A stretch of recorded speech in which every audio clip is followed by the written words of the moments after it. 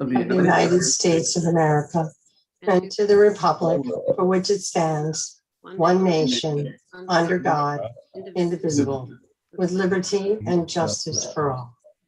If you could remain standing, we're going to start out today with a moment of silence. The last couple of weeks have been particularly hard. We've lost two very dedicated members of our community, very active in our community, both in their 70s, Phil Keith and Arlene Schroeder. And I do want to take a moment to remember them. And we're joined by a number of friends and family today too. And these are big, heavy losses for our community, but obviously the heaviest for those most close to them. So, Phil Keith died on March 10th at 74 years old.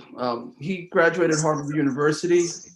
He was a student of history there. He enlisted in the ROTC program while at Harvard and was commissioned as an ensign in the US Navy when he graduated in 1968. His service included 3 tours of duty in Vietnam. He was wounded in combat. Phil served a total of 25 years in the military, including the Merchant Marine and Coast Guard, and retired with the rank of captain. In addition to the Purple Heart medals he received in his combat injuries, he was awarded the Air Medal for Gallantry, the Presidential Unit Citation, and the Navy Commendation Medal. Sorry about that. In civilian life, Phil earned his master's degree from Long Island University and the Naval War College. He undertook a business career, which included working for 2 Fortune 500 firms and being a consultant in marketing. He also held teaching positions as assistant professor of business at LIU, Long Island University, and as adjunct instructor at the Rhode Island School of Design, RISD. As if all these accomplishments weren't enough, in more recent years, Phil embarked on a writing career. His breakthrough as a nonfiction author happened in 2012 with the publication of Black Horse Riders, a true story about an Army regiment ambushed by enemy forces in Vietnam in 1970. It won numerous awards and was followed in rapid succession by 4 more military books, all which were met with awards and acclaim. Readers of the Southampton Press will recognize Phil Keith as the author of his Mostly Right column. It earned first place in the opinion column category in the from the New York Press Association. He was also a distinguished and dedicated member of the Southampton Planning Board and the VFW Post 5350, American Legion Post 924, Disabled American Veterans, and the Vietnam Veterans of America. Phil is survived by his triplet daughters, Jennifer, Adria, and Tracy, and son Pierce, and his longtime partner, Laura Lyons. He was laid to rest earlier today with full military honors at Calverton National Cemetery. The town of Southampton is humbled and so grateful to have had Phil in our midst. We mourn his loss to his family and to our community. I also want to add to our moment of silence, and I will be, I'll show you them in a second after the moment of silence, but we do have proclamations also for the families of both these 2 great community servants. So Arlene Schroeder died on February 28th. She was 71 years old. Ms. Schroeder worked as a New York State service coordinator for people with developmental disabilities for 27 years after graduating Wagner College in Staten Island with a nursing degree. At age 45, she was diagnosed with multiple sclerosis, which eventually forced her to retire. After inheriting a home on Little Peconic Bay in Southampton from her aunt and uncle, where she had spent many summers as a child, Arlene decided to renovate it as a bed and breakfast and make it accessible in every way as a retreat for people with disabilities. The result was the Edgemere Inn. Arlene was very proud of the fact that she had earned her pilot's license. Also, in her younger days, she owned a horse named Kismet that she was particularly fond of. As her illness made her weaker, going from walker to wheelchair, Arlene never stopped her enthusiasm or care for others with disabilities, employing aides to help with her daily life and commitments. She advocated for the disabled community by holding positions on the town's Disability Advisory Committee and the Affirmative Action Task Force. She worked tirelessly to make facilities accessible for those with challenges and would report locations that were not up to code. The progression of her disease forced Arlene to move to a smaller house in Hampton Bays, where she lived until her death. She is survived by her grandson, Andrew Groski. She had a son, Andrew Soboleski. He had predeceased her. A memorial service is being planned for a later date. So we also mourn Arlene's loss, and we send our love and prayers to the family and the community. So why don't we, in memory of both Arlene and Phil, let's join together in a moment of silence. And then after the moment of silence, as we do the proclamations, I'd like to give some other people a chance to remember both these individuals. So, but join with me. Let's join together in silence.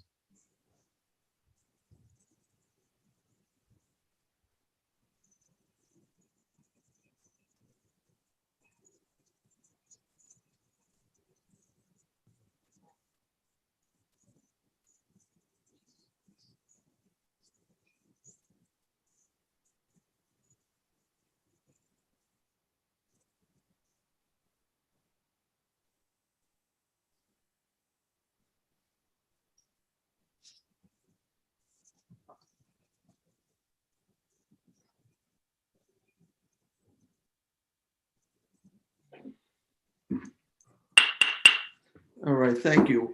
I think we can be seated as we can continue with this brief remembrance. As I mentioned earlier, I have proclamations here, and these I will have delivered to the families. This is the one for Phil Keith. Just hold up. It's has some additional information as well. It's beautifully written and signed by all 5 board members. And this is the one for Arlene, this proclamation. So let's take a moment to further remember these 2 individuals. I'll first turn things over to John Bouvier, who wanted to say a word or 2 about Arlene. Thank you, Supervisor. Actually, I wanted to speak about both Phil and Okay, beautiful. Arlene. Arlene was, I shared a lot with her. We shared a love of horses and a whole bunch of other things. But what I admired most about her was that she was able to come into a committee meeting and ask the simple but direct question that left silence in the room after its wake, but she got to the point of what she wanted to bring to bear. She served on the Anti-Bias Task Force. She also served with great distinction on the Affirmative Action Task Force. And despite her ongoing illness, she made every attempt to attend all these meetings. And I just want to recognize her and her family. What a wonderful thing she did in her job, and what a lovely person. And we will miss her greatly. I also wanted to point out when I met Phil, and I really will mourn Phil's loss. When I first came into town board, Phil and I had a lot in common with people in the Navy that we both knew. And it became an instant topic of conversation whenever we met. And I just found out the other day that when my brother was also in Vietnam at the same time, he was injured, and apparently they shared the same hospital room or barracks where they were, which my brother's it was just an interesting thing to find out. These are 2 great people who have served this community with distinction for a long time. In Arlene's case, well over 30 years. In Phil's case, probably about the same. And they'll both be missed. And I just want to send my deepest condolences to the families that are in attendance. And you should be proud of their service and what they gave to the community. I know I am, and I know the whole board is. So thank you for the opportunity, Supervisor, to talk a little bit about really two great contributors to our community. Absolutely.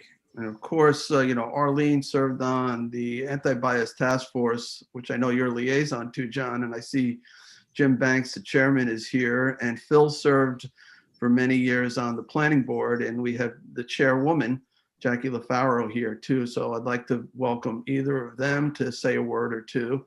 And anyone else, just let me know if you want to say a word of remembrance.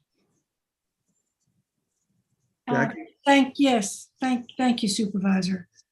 I don't know what to say except that, Phil, when you rarely meet exceptionalism, but Phil Keith was an exceptional person. He was courageous, but he was kind. He was not fearful about asking the hard question, but receiving it with kindness, receiving the answer. He was a huge asset to the planning board and just by extension to the community because we serve the community. He will be greatly missed.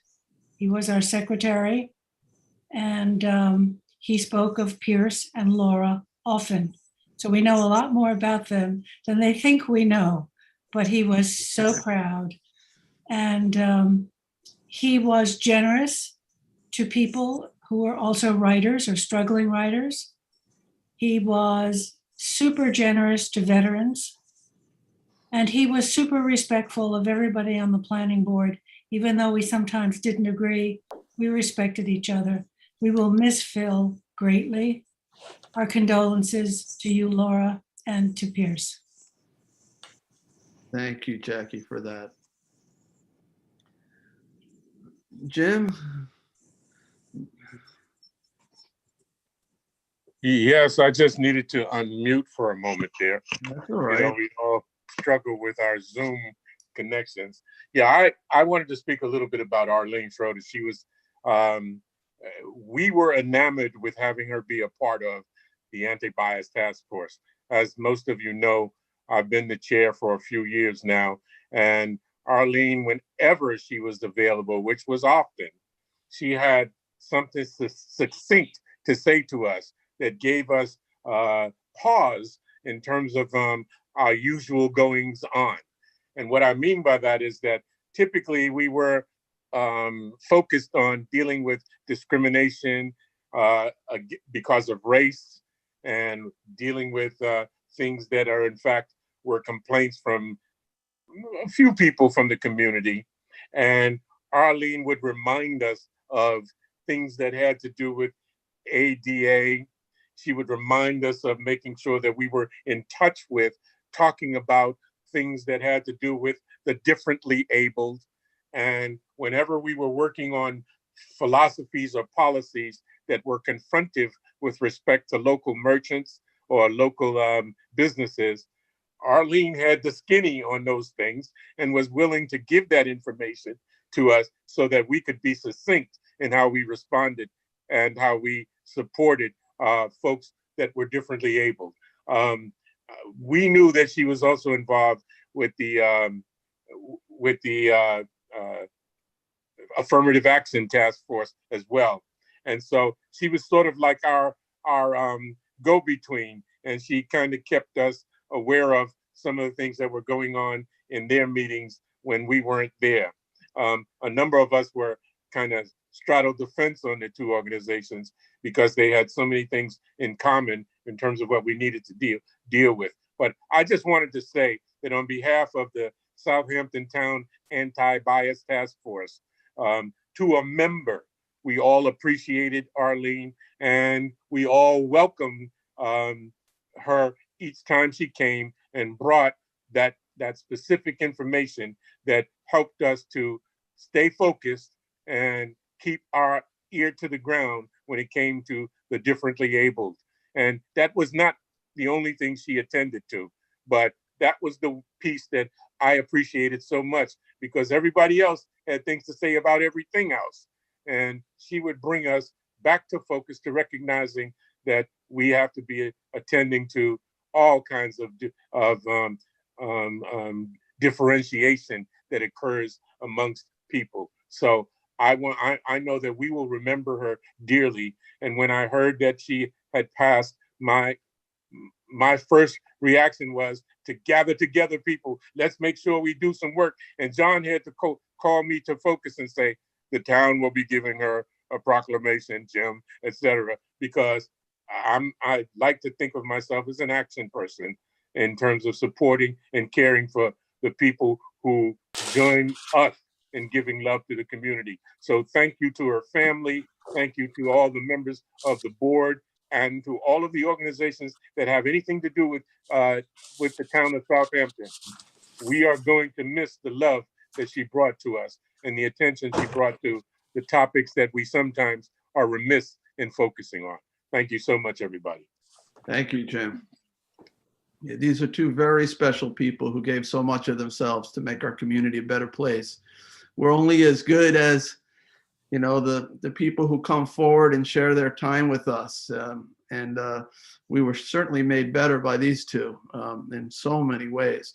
Anybody else who wants to say, Councilman Scavone and then Sunday? Thank you, Supervisor, and thank you to the chairs of the Planning Board, Jackie LaFaro and Jim Banks, the chair of the Affirmative Action Committee. Well said. I knew Arlene in these past couple of years, and she was fantastic. You know, not only was she bright, and like Jim said, she was very insightful. She also had a very quick wit. She was funny. And I appreciated that about her. And, you know, she definitely kept, you know, a good sense of balance, I believe. She was active in her faith community, and I know that was important to her.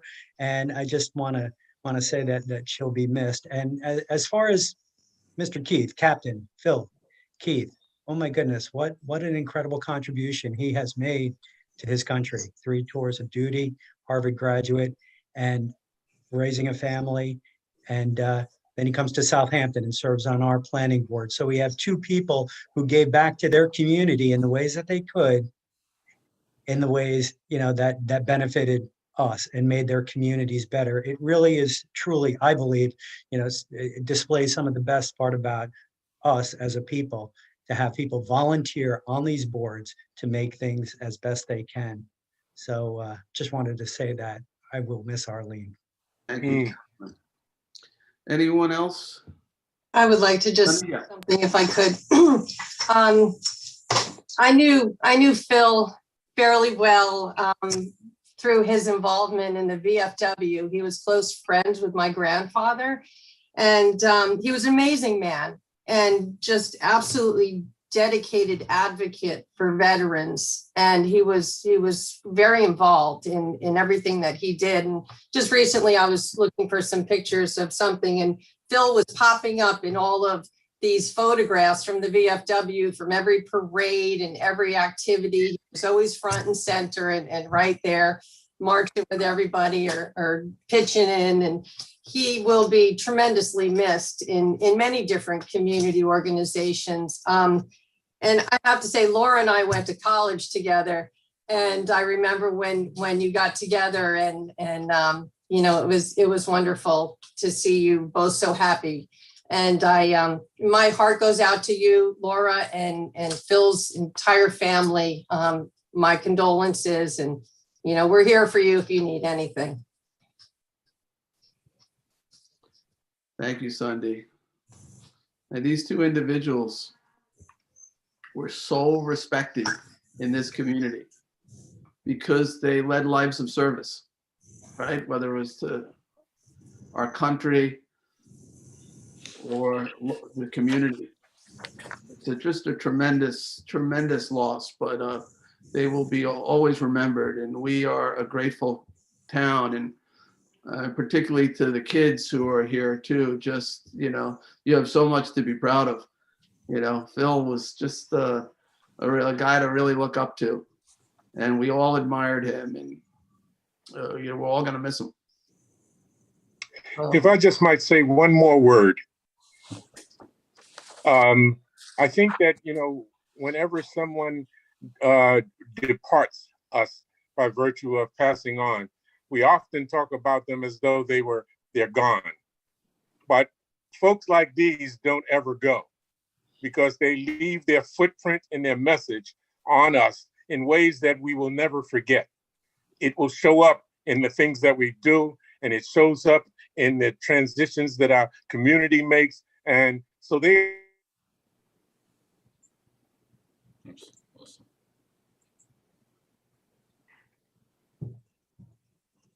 Jim, we are losing some of your precious words here. I don't know if anybody else is not able to hear Jim, but Can't hear him. I think he's frozen.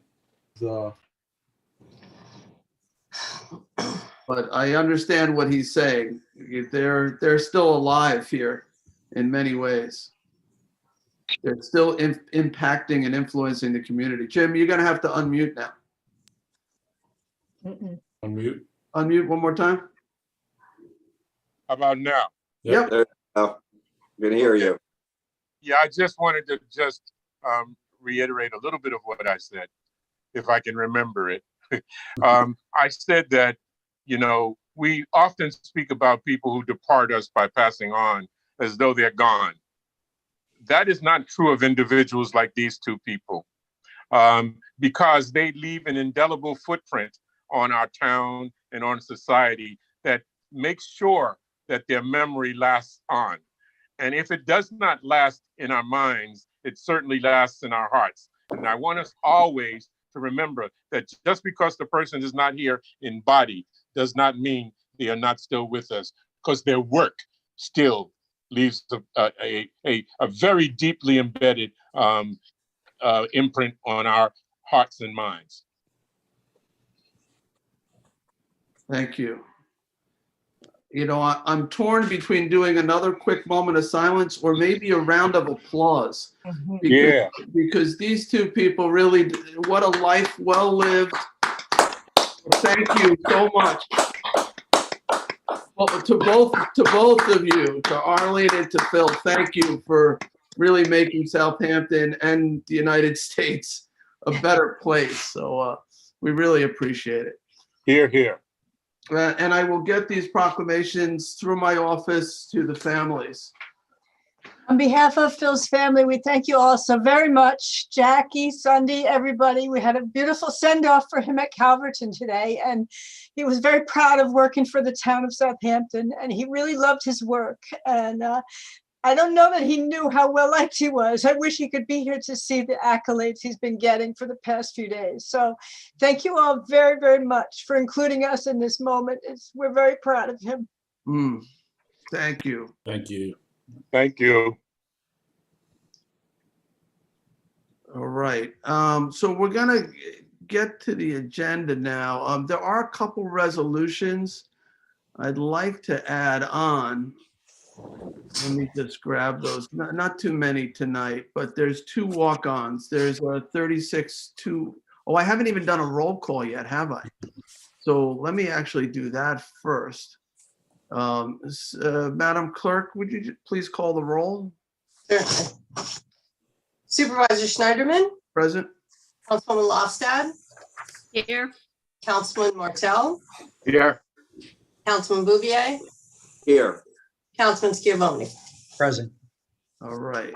So now let me do those walk-ons. So 36216 authorizes the supervisor to sign a declaration as it relates to 33 Ridge Road in Shinnecock Hills.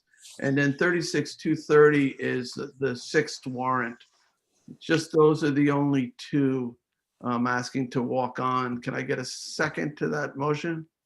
Second. Seconded by Councilman Schiavone. I'll need 4 out of 5 to add these to agenda. All in favor? Aye. It looks like 5 to me. Okay, so we'll take those up at the end.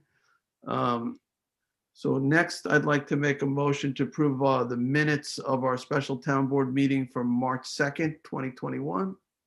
Second. Second by Councilman Bouvier. All in favor? Aye. Aye, approved. And now I'll make a motion to approve the minutes from our regular town board meeting of March 9th, 2021. Second. Second. Seconded by, I guess, Councilman Bouvier. All in favor? Aye. Okay, that was approved as well. All right, Sunday, would you please read the communications? The Following communications have been received in the office of the town clerk. We have received public notices from the Village of West Hampton Beach. Their emergency order dated March 12th. Letters, emails, and land use applications regarding the following: light conditions in Flanders community, Central Pine Barrens Commission webinar, A Tale of Two Pine Barrens, Conservation Board matter of Point Road, Flanders, Hampton West Field improvements in West Hampton, Zoning Board matter of Sandland Corp., and Conservation Board application for 111 Shore Road, North Sea.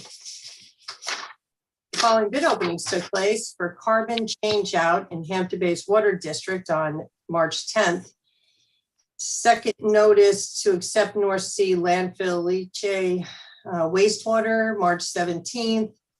Requirements contract for drainage construction, and also tree stump removal, both on March 17th as well. The following reports were filed from the Land Management Department: Bridge Golf Course Technical Review of Test Results and Implementation of the Groundwater Monitoring Protocol years 2010 through 2018. Town Comptroller, February 2021 monthly financial reports. And that concludes the communications for this meeting's agenda. All right, thank you, Sunday. There are 4 public hearings scheduled for tonight. That'll be followed by public portion. So I know that we have at least one person who indicated they want to speak in public portion. So I appreciate your patience. We'll do the public hearings first, though, as they were noticed. So Madam Clerk, would you read the first public hearing notice? Public hearing number 1 on the acquisition of lands of Green Star Enterprises, Inc., RI, Monterey Oaks Corporation, and Robert Tosi, Eastport, and amend the CPF management stewardship plan to include the properties. Right, and our CPF program manager, Lisa Combrink, is here to introduce us. Good evening, Mr. Supervisor and members of the board, Madam Clerk. The first public hearing this evening is the proposed acquisition of 3 properties on River Avenue in Eastport. I'm going to pull up the aerial for this property. Okay, can everybody see that? Yes. Okay, good. So the properties are at 17 A, B, and C River Avenue in Eastport. They're owned by Green Star Enterprises, Inc., RI Monterey Oaks Corp., and Robert Tusi. Suffolk County Tax Map numbers 900, 351, 2, 5.4, 5.5, and 5.6. These 3 properties are included in our CPF project plan. They're included under the category of the Wetlands Preservation Target Area. As you can see from the map, there are 3 flag lots on River Avenue. They have 600 feet of frontage also on Seatuck Creek. The total lot area is 5.5 acres. It's R40 zoning. These lots were created in an older subdivision from 1987.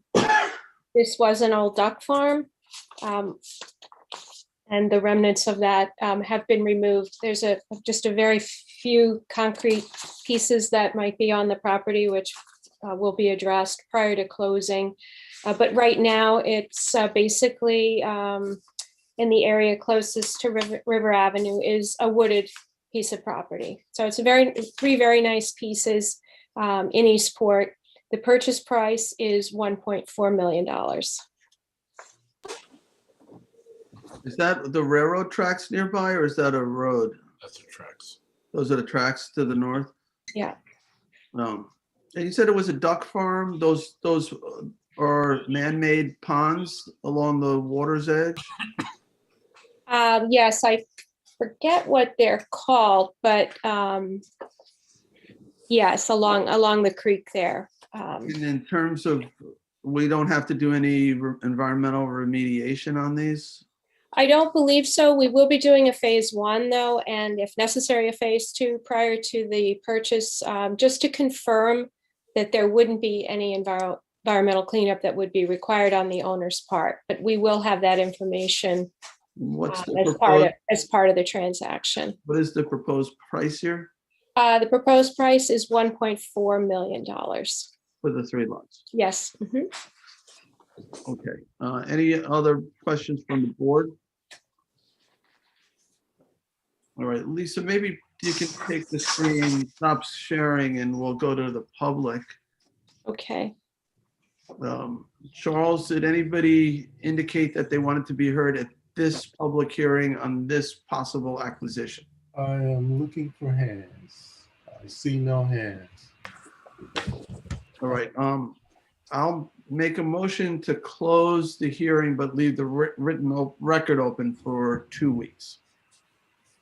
Seconded by Councilman Bouvier. All in favor? Aye. Aye. All right, we'll move on to public hearing number 2. Cindy?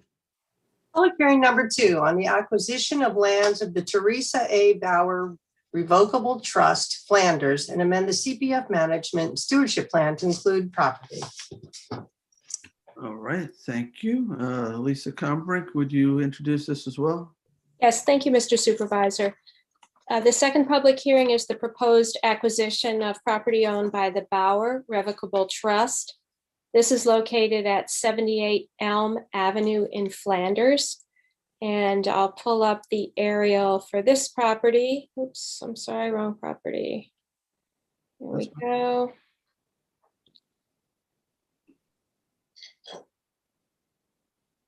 Let's see. Hold on, just bear with me for 1 second.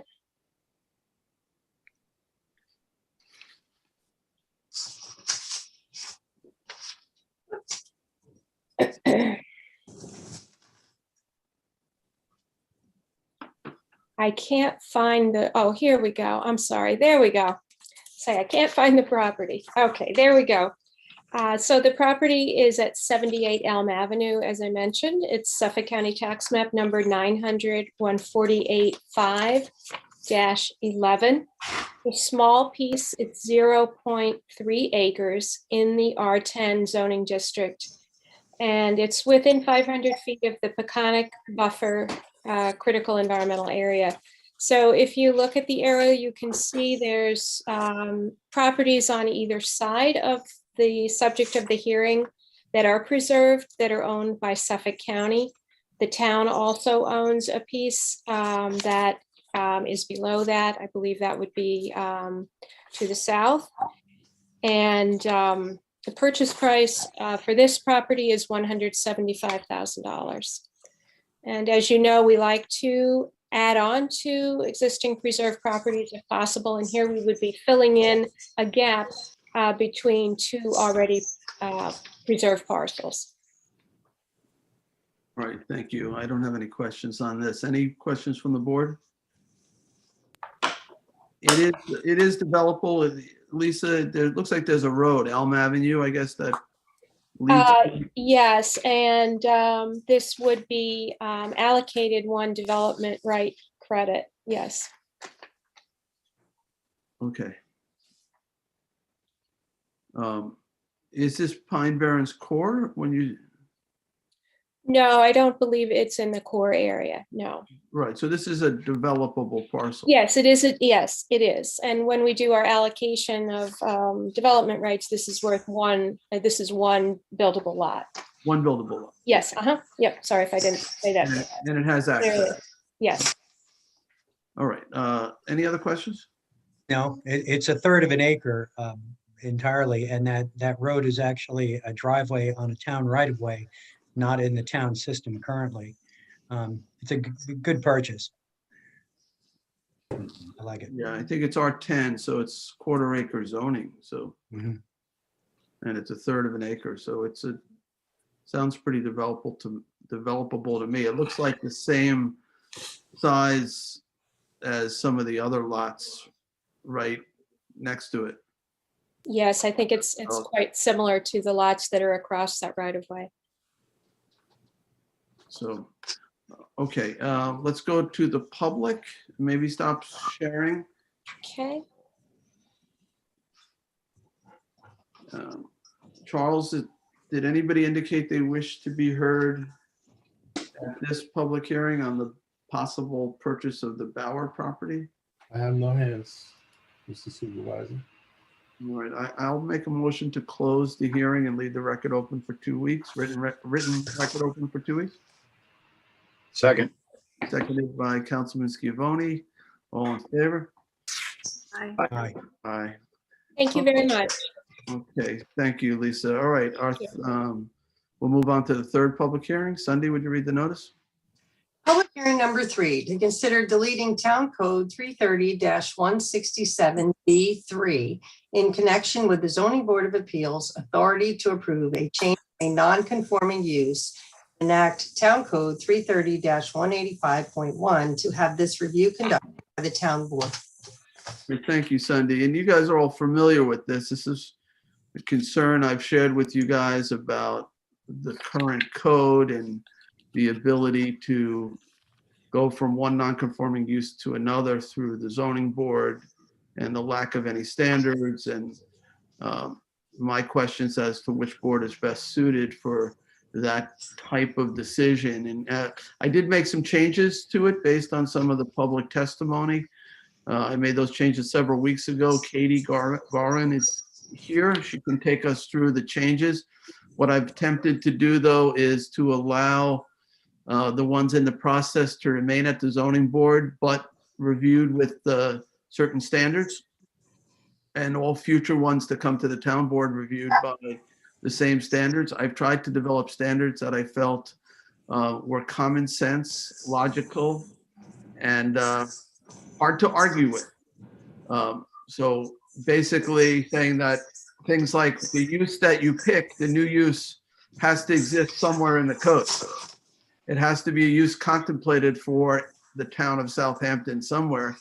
And then you have to look at what the standards are if it were in a zone that would allow it, at what density. And then if you wanted to go beyond that density, you'd have to get a variance from the zoning board and meet the variance standards, those types of things. But there's a few other things in it too. I guess I'll state them, and then Katie just fill in the mistakes I make. But the first step is you have to determine whether you actually have a non-conforming use. And the only real person that's empowered to do that is the chief building inspector. Of course, that can be challenged at the zoning board, but the chief building inspector has to state that you have a non-conforming use and that it hasn't been abandoned, because there's provisions for abandonment in the code. And if you stop using a non-conforming use after a period, I think it's 3 years, you don't necessarily get to put it back or trade it, in this case, for a different use. So that's sort of a prerequisite. And then the second standard really has to do with it. The new proposed use has to be, it can't be more non-conforming than the current use. It has to be more compatible with the comprehensive plan. It can't be an intensification of a non-conforming use in any way. So Katie, let me turn it to you, and whatever I've left out, please feel free to add in.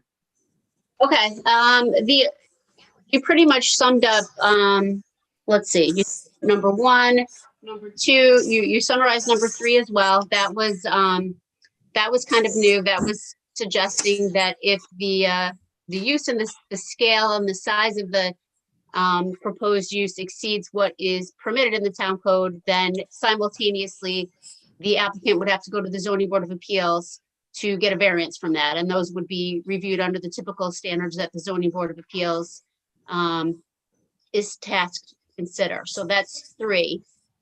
And then we added, then the section that I added was C. And that was pretty much to just say, if you remember the first public hearing we had on this, Carl Benacasa had questioned, once you have a new non-conforming use, is it considered non-conforming? Is it considered a conforming use? So this section just kind of reminds people the new proposed non-conforming use, if granted by the town board or by the zoning board, if it's an application that's already in the process of being reviewed, would remain non-conforming, would be subject to the abandonment section that's in the town code for all non-conforming uses. And also, there's a provision in the town code that allows non-conforming uses to be expanded up to 50%. That's an application that's typically made to the zoning board of appeals. And when the zoning board considers changes from one non-conforming use to another, they usually add as a condition to the new use, no further expansion. You know, so when people are coming to if this amendment is adopted, when people will be coming to the town board, you'll be saying, this is your use, you know, show me what you have. Let's consider what you have. There will not be any further expansions of it. So I thought that was just important because it's usually added as a condition for the zoning board. And then the last section is the exemptions, which, you know, we had been talking about before. And Councilwoman Lofstedt had actually raised to me that we should better articulate what it means to be a complete application. Because she had said to me, well, you know, what does it mean to be complete? You know, if we close this and adopt it in 3 weeks, could people start filing complete applications? So I would recommend that we just revise that language to probably say, you know, already being heard by the zoning board or already having public hearings, you know, applications that are already before the zoning board now, not necessarily that will be filed in 3 weeks or 4 weeks or 5 weeks. Okay. That's it. All right. Any questions from the board regarding any of those changes? Councilman Scavone, make sure you're unmuted. I believe I am unmuted. Okay, I can hear you. Okay, thank you, Supervisor. Katie, I have a question about applications in the zoning board that are held over. Is there any limit on how many times, or is there a time limit on applications that can remain in front of the zoning board of appeals to be held over? They can, As it relates to changes from one non-conforming use to another? any application. Right, because and I'm asking you this because I know that there have been a number of applications that are in front of the zoning board, and for whatever reason, they're held over. The applicant is not ready to present, and they stay before the zoning board of appeals. So there is no time limit, right? It's set by the zoning board themselves to set a final hearing. Is that correct? I mean, you know, that's kind of off topic, but the zoning board has been adopting some policies lately to move applications along. So, you know, just generally speaking, if there's a pending application for an as-built, you know, the zoning board adopted policies, you know, to move those along quickly because you've already had something that was built without a permit. You know, that we are trying to move things along quickly, but yes, it typically is applicant driven. Right, and I know the zoning board and our chair does a good job doing that. Why it's germane to this particular conversation is, to me anyway, is I believe that we could have applications that are held over in front of the zoning board for extended periods of time. So if we were to pass this legislation, the town board could actually be hearing change of non-conforming from one non-conforming use to another, and the zoning board could also be doing it. So I see that as something that may be incompatible with the spirit of this particular law, and I would like to see letter D be taken stricken out of this one. Now, of course, the sponsor, you know, I know, Supervisor, this is your legislation, but I would like us to consider removing Section D. Section D, just to refresh my memory, is the section that allows the ones in front of the zoning board currently to stay there? That's correct. Yes, yes. Right. So, I mean, I had questions about like what a completed application was myself. I mean, did they actually present yet, or is it in the building department currently? Yeah, So I think one of the ways, right. I think one of the ways to address that would be have a set date, you know, and I think really the intent of this legislation is to not allow any other application for the zoning boards. I mean, we could say anything that was submitted to the zoning board prior to when I first introduced this measure, Right, which is now several months ago. right. You know, it's anything that's come in subsequent to that discussion maybe should go to the town. Right. And I know that there are applications before the zoning board, or there are applications before the zoning board now that are asking for changes from one non-conforming use to another that had been there for more than a year. There was one, and the ZBA actually just at our last meeting denied it without prejudice because we had public hearings on it. They were working, we had coordinated secret with the planning board. The planning board had assumed lead agency. We were giving them extended amounts of time to finish the secret, but it had been lingering since 2017, 2018. So yes, that one, that was taken off our agenda.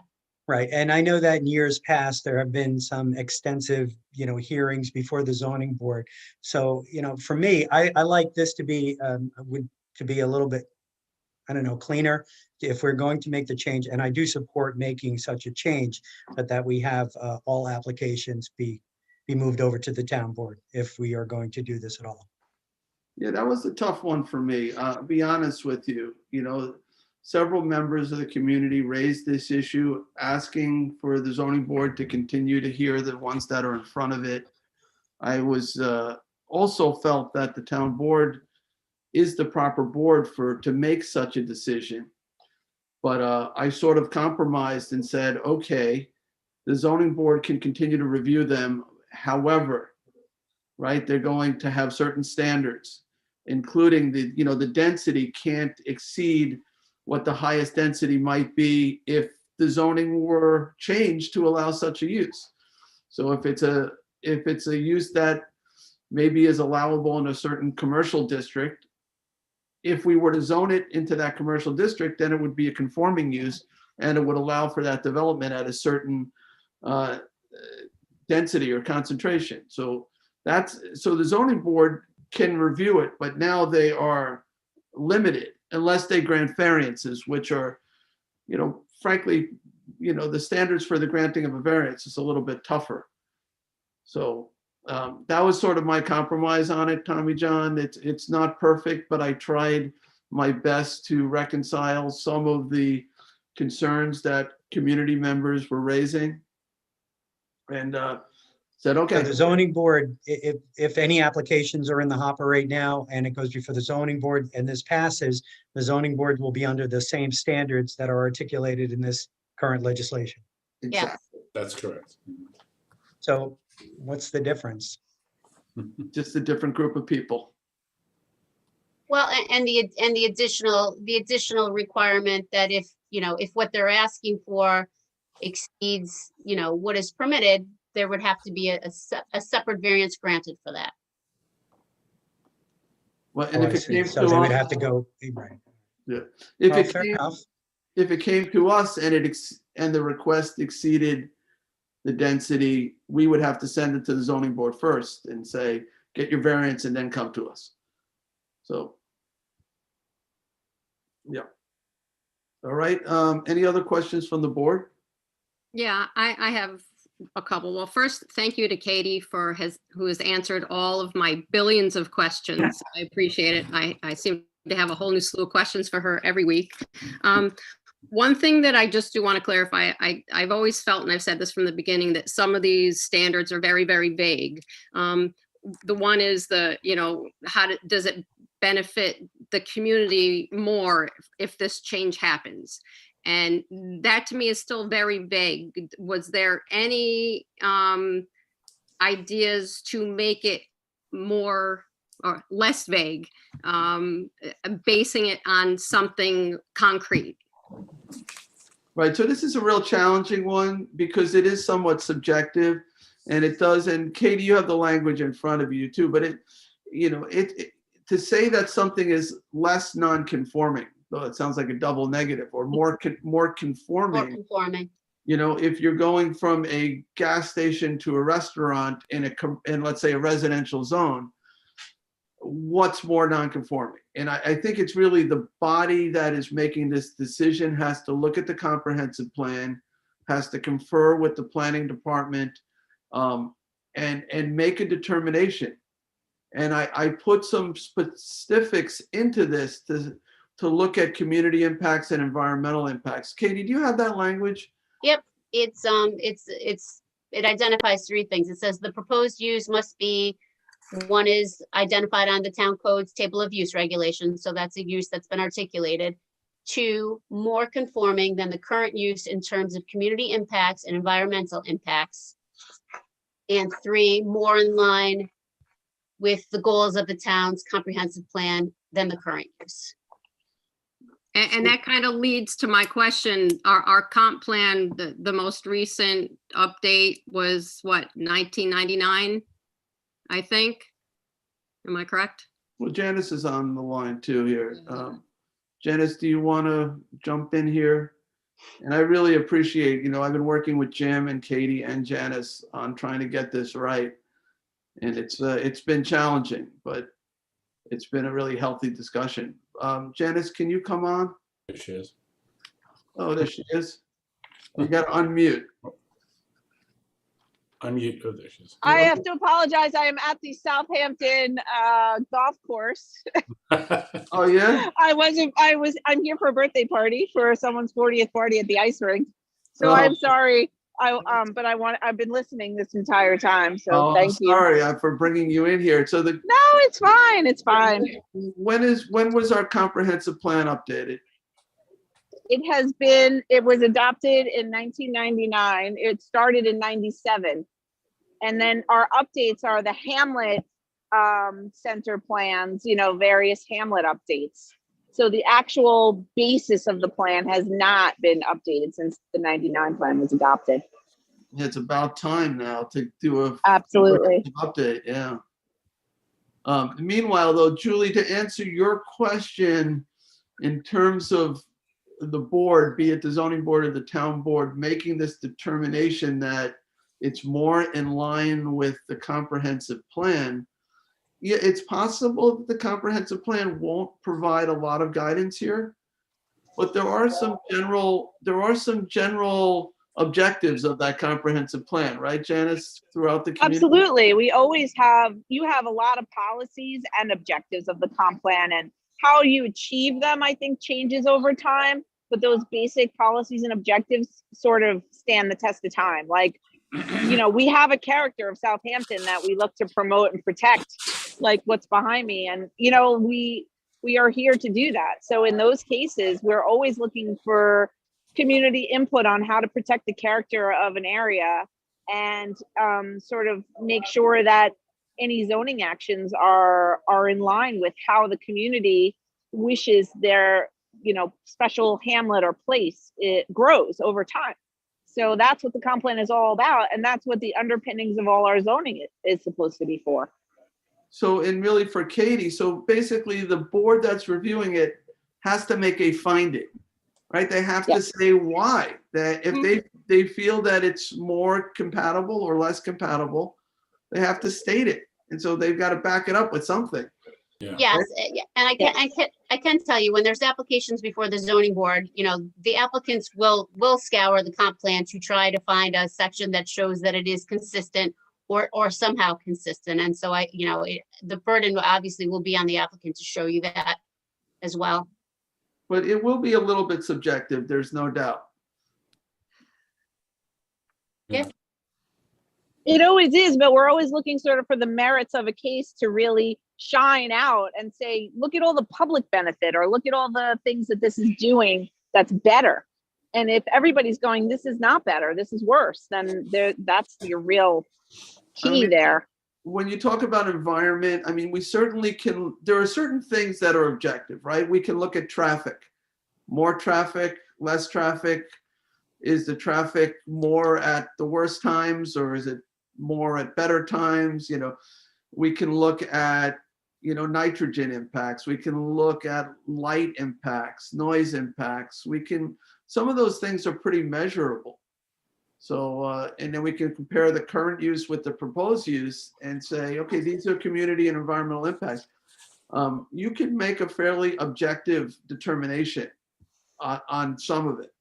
Yeah. And that's really what I'm asking the board to do, is to never approve a change from one non-conforming use to another that's worse than the current use.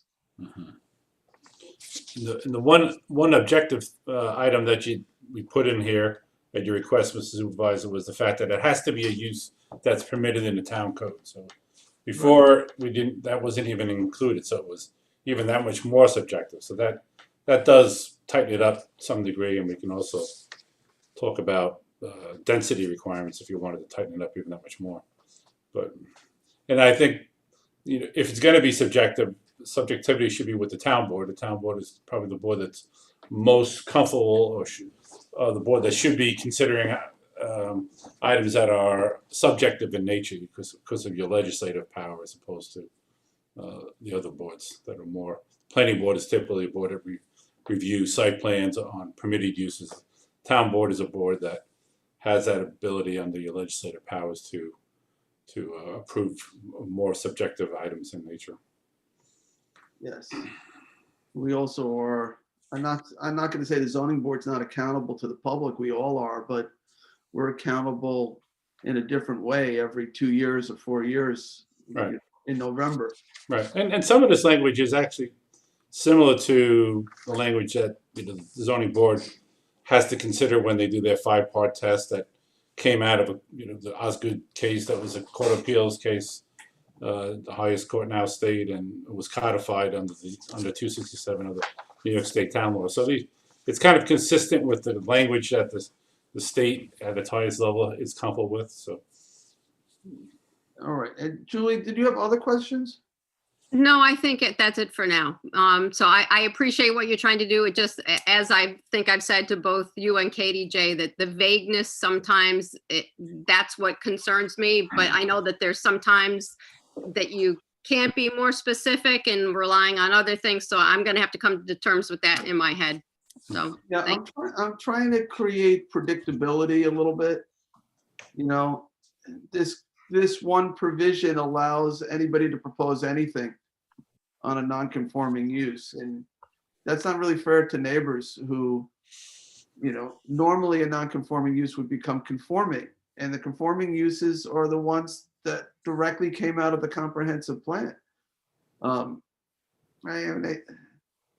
think that's, if you're buying a piece of property, you sort of want to have a rough idea of what might happen next door.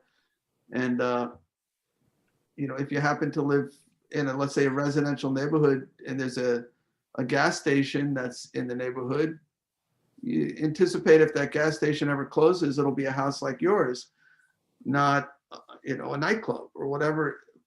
And, I'm trying to create a mechanism that will have some standards for that review. So it's less unpredictable. All right, anyone else? All right, so let's go to the public. I see already one hand up. Bob DeLuca, who's been at several of these hearings in the past. So we'll bring Bob in. Bob, you know the routine. We'll give you 3 minutes to make your wise comments known here. Subject to your interpretation.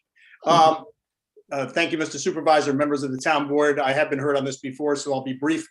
Just to say again, I think the original effort by the supervisor here, and as I think reaffirmed by Councilman Schiavone, is the right track.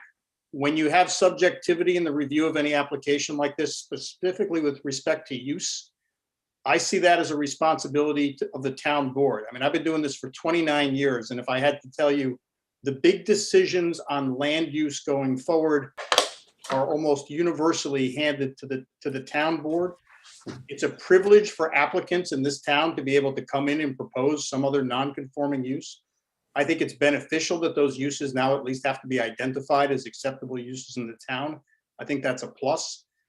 But the bottom line is, and I'll just give you an example, whether you like the project or not, this children's camp thing that went on, what's in the community's interest? I mean, I don't know, and I don't want to speak for everybody. I don't know that there was anybody around that project that didn't see that project as an intensification of use from the tennis club. It just was. So the zoning board is now asked to do something that the town board historically, typically through zoning, through comprehensive planning, has to do. And I feel like it's not necessarily fair to them to give them this, you know, to chuck it to them. I realize that most of these are going to come back in the future to the town board. But honestly, think about it and step back. If you're a homeowner and you move in next to a piece of property, who do you want to make the decision about whether that property goes to another non-conforming use? An elected body like the town board that essentially is supposed to be more in touch with the daily ongoings of the public, or the zoning board of appeals, whose principal job is really to interpret the code and make, in my opinion, minor modifications when there is a defined hardship that somebody really needs to manage for, not to be making broader land use decisions such as might come before them in one of these cases. So I kind of said that before, but I heard some things tonight and I just wanted to reiterate. And, you know, many of the people that you heard from the community that like to go into the ZBA were people that represent applicants, which is fine. I look at my client as the broader public, whether other people see it that way is up to them. And really, your town board needs to own those decisions because it's a decision that a lot of towns don't do at all. So anyway, I'll just leave it at that. And I will say that the idea of first making sure it's actually even a non-conforming use is a huge start. Because if you just roll in and have abandoned the use and try to breathe life back into it, that should never be permitted. So I'll leave it there. I know that you've all worked on this a long time and I thank you for it. And I do think it's a really important initiative. And you know, the better we can make it, the better off the town will be. Thank you. Thank you, Bob. Okay, is there, first, any questions for Bob? All right, anyone else who wishes to be heard? Raise your hand. Speak now or forever hold your peace. I'm not seeing anyone. Charles? I see none, Jay. So I'd actually like to close it. We've been debating this for a long time. I'm willing to leave the record open for 2 weeks for written comment, but I think that we can end the public hearings on this if the board is agreeable with that. So we'll find out in a second. I'll make a motion to close and leave the record open for 2 weeks. Anybody want to second that? There's going to be some minor changes in this legislation. Is that correct? Yes, well, I would like to at least tweak the language about, you know, assuming that you guys want to keep in that section D, I want to tweak that language to clarify which applications are already before the ZBA.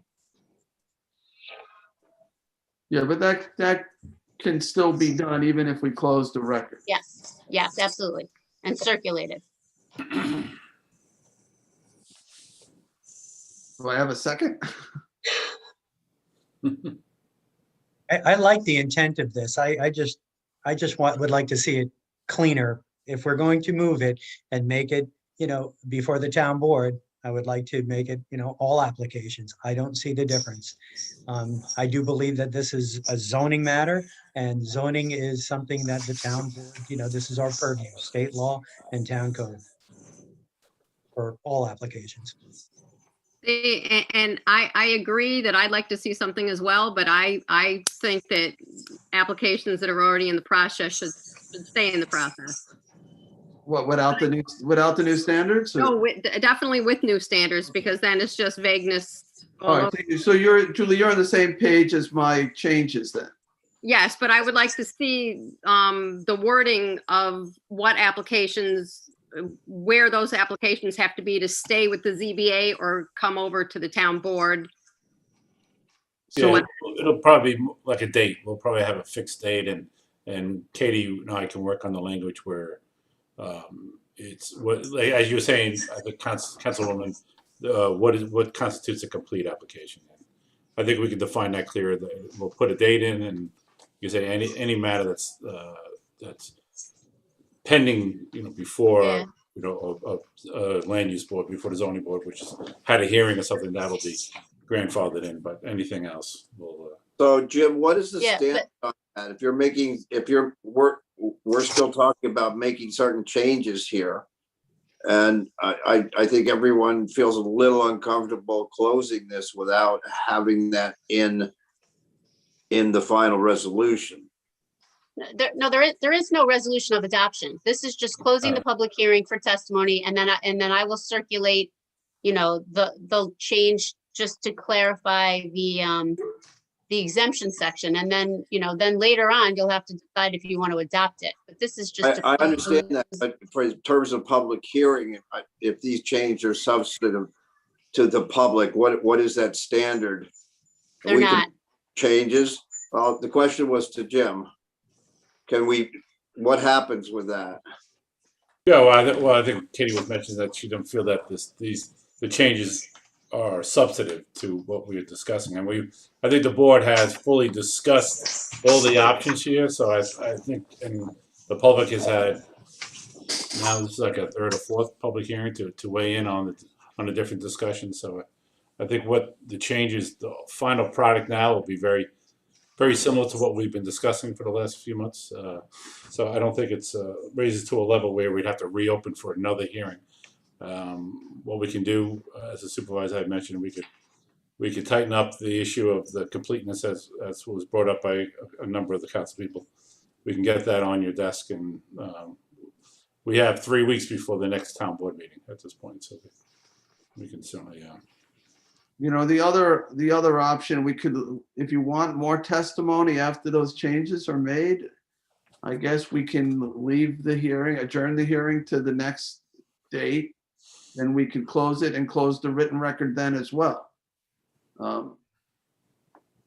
I personally think you're pretty close here, but the changes that have been suggested by other council people are important. I just want to make sure that they are in fact incorporated. Oh, sure. Yeah, absolutely.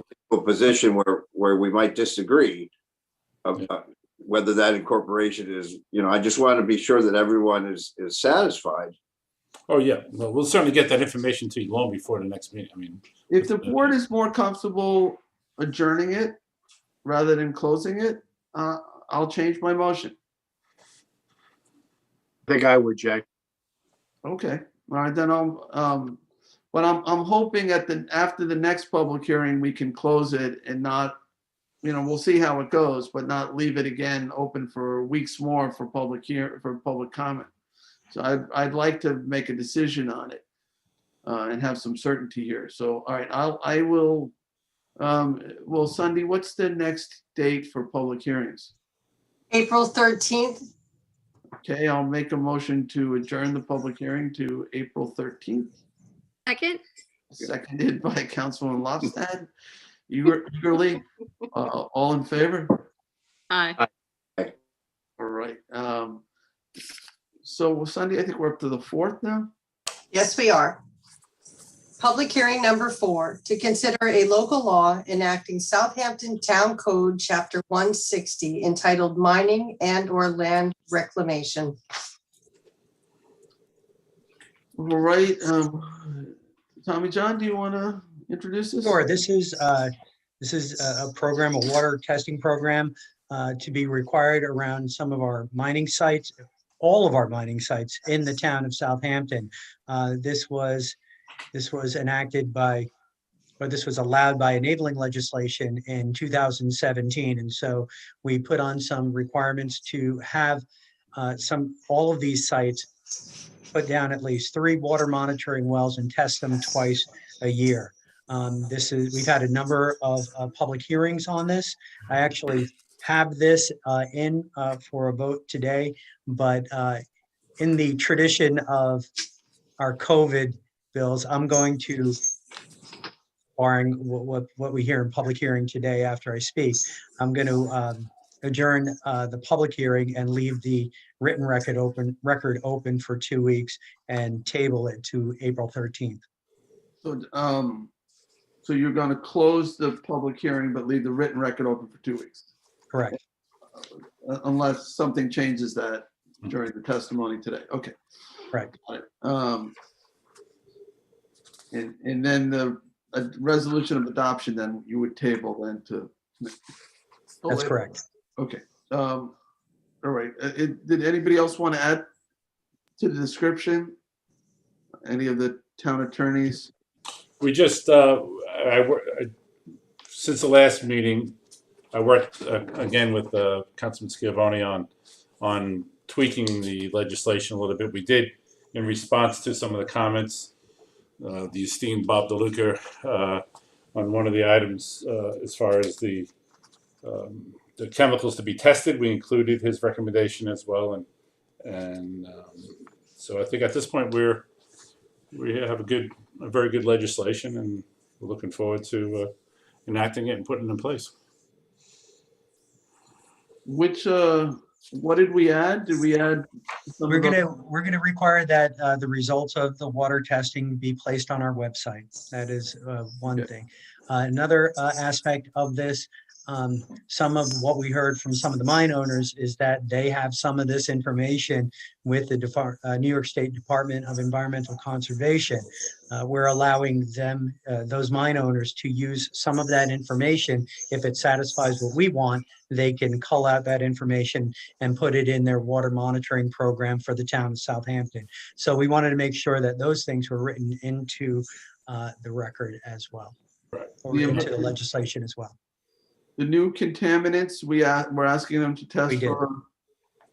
Are those associated with sand mining operations? Yeah, those were tested by the Suffolk County Department of Health, and so we specifically articulated it in here.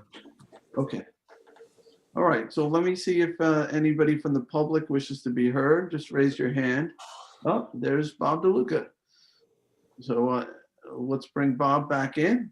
It's your lucky day. Anyway, thanks again. It's like deja vu, you know. I know. Well, as long as I'm here. But thank you, Mr. Supervisor, members of the board, and thanks very much to Councilman Schiavone for his work on this, as well as everyone's work. It's been a big issue. It's been a long time, and I appreciate that the board has made a number of adjustments based on public testimony. And my only last suggestion is to just look carefully at the language which allows the applicant to provide, or the mine to provide, information to the town, which I support. It should be supplemental information to provide the town board with what it needs. The language is just a little tricky, and what the language says is that this information may be provided in satisfaction of that portion of the law which talks about the plan. And my only concern is this: when I think about in satisfaction of, I think about the satisfaction of a mortgage or the satisfaction of a legal obligation.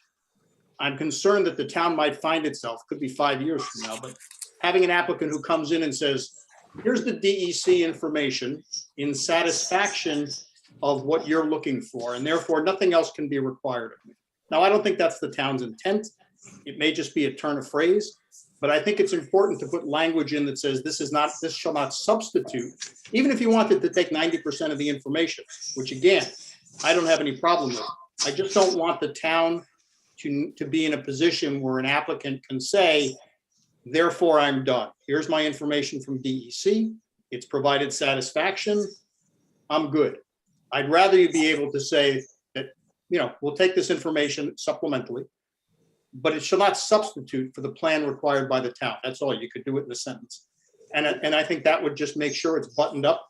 5 years from now, somebody in the town engineer's office isn't confronted by an attorney trying to muscle them and argue the other side of this. So that's my only comment, which I hope you can take a look at in the next week.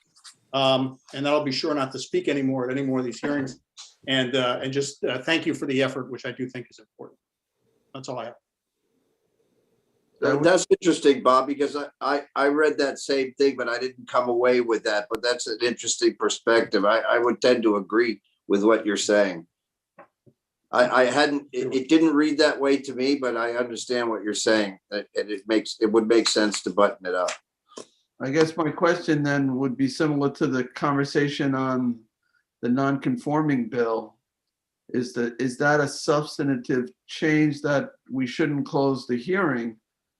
Or is it minor clarification? Well, I think that's up to the sponsor. Right. I think it's minor. Our intent is not necessarily to have anybody use a DEC water monitoring program, but to allow them to use portions of it that satisfy our requirements. So I believe it to be de minimis. But if the board feels more comfortable with leaving this public hearing open, so be it. Right. And that was, and the language that we included is as long as such information meets or exceeds such criteria as determined by the town of Southampton. That was, I thought we had protection, but I have no objection to considering some of the additional language as well. Yeah, I mean, I hadn't read it that way, but then when Bob, in satisfaction of it, that made me think a little bit differently. But I mean, I'm not hard fast either way. Yeah. All right, well, let's just see if anybody else wishes to be heard, and then we can come back and decide what we want to do here. Charles, any other hands? I think Vince, do you Okay. want to say something? On sand mines, Vince? I know you, no, he's here for public portion. Okay, anyone else on the water quality monitoring for sand mines? All right, then let's just decide, Tommy John, what's your preference? Do you want The to? preference was to close it, except for written submissions, but if the board feels more comfortable leaving it open, I'm okay with that as well. You are Okay, I'll go ahead and leave the public hearing open, just, and. Yeah, it doesn't. Right. It doesn't really impact anything one way or the other. But I'm hoping that at the next meeting, we can close this and not leave the written record open. I think we've heard it. Plenty of public, outreach here. I think it's a really good piece of legislation. So either way, but I agree with you. I think we need to move forward. This has been years in the making, and I'm really glad that Councilman Schiavone is taking it across the finish line. So I'd like to get it over that finish line. Yeah, no, me too. And I know Councilwoman Scalera worked on the original version of it. Yep, I'm the same room. Now she's in Zoom with us here. So, thank you, Councilman Schiavone, for moving this along. I think this is really important. It's long overdue. And there is a little impatience on my part, I have to say. I'd like to get this in place sooner than later. But it's gonna be the same thing. If we were to close it tonight and leave the written record open, it accomplishes the same thing. thing. We're willing to have the hearing next time and close it and not leave the written record open, then it'll be eligible for a vote at the next meeting on April 13th. So it's inconsequential, and it does allow perhaps a little bit more public review of the language change. So they can put in a written comment, or they can actually come to the Zoom meeting and, talk to the board prior to voting. All right, so Tommy John, you want to make the motion to adjourn to the 13th? Yeah, and then I'd like to make the motion to keep this open for all purposes to April 13th. I'll second that. Seconded by Councilman Bouvier. All in favor? Aye. Aye. All right, so that concludes our public hearings. We're now going to move to public portion, where I know we have one very patient, active community member from the Flanders, Riverside, Northampton area, Vince Taldone. And I guess, Vince, we'll give you the floor first, and then we'll see who else wants to be heard. Perfect. Good evening, Supervisor, members of the board, guests, staff. Before I get to my point, I just want to mention a little something about Phil and Arlene, because I was unaware of their passing. And I think of them both as terrific human beings who wanted to make our town a better place, leave behind a better place. And I know they both did through their efforts and their commitment to public service. So I'm just sharing that thought. It came to me as a surprise earlier when I zoomed in. But I'm actually here tonight with a related matter, leaving our community as a better place than when we found it. I've submitted a letter to the town board only yesterday, so I don't know if everyone's received it. It's a request from Franca for the town to step in and impose a development moratorium in the Riverside overlay or revitalization area. The moratorium I've asked for is about 1 year and applies to gas stations.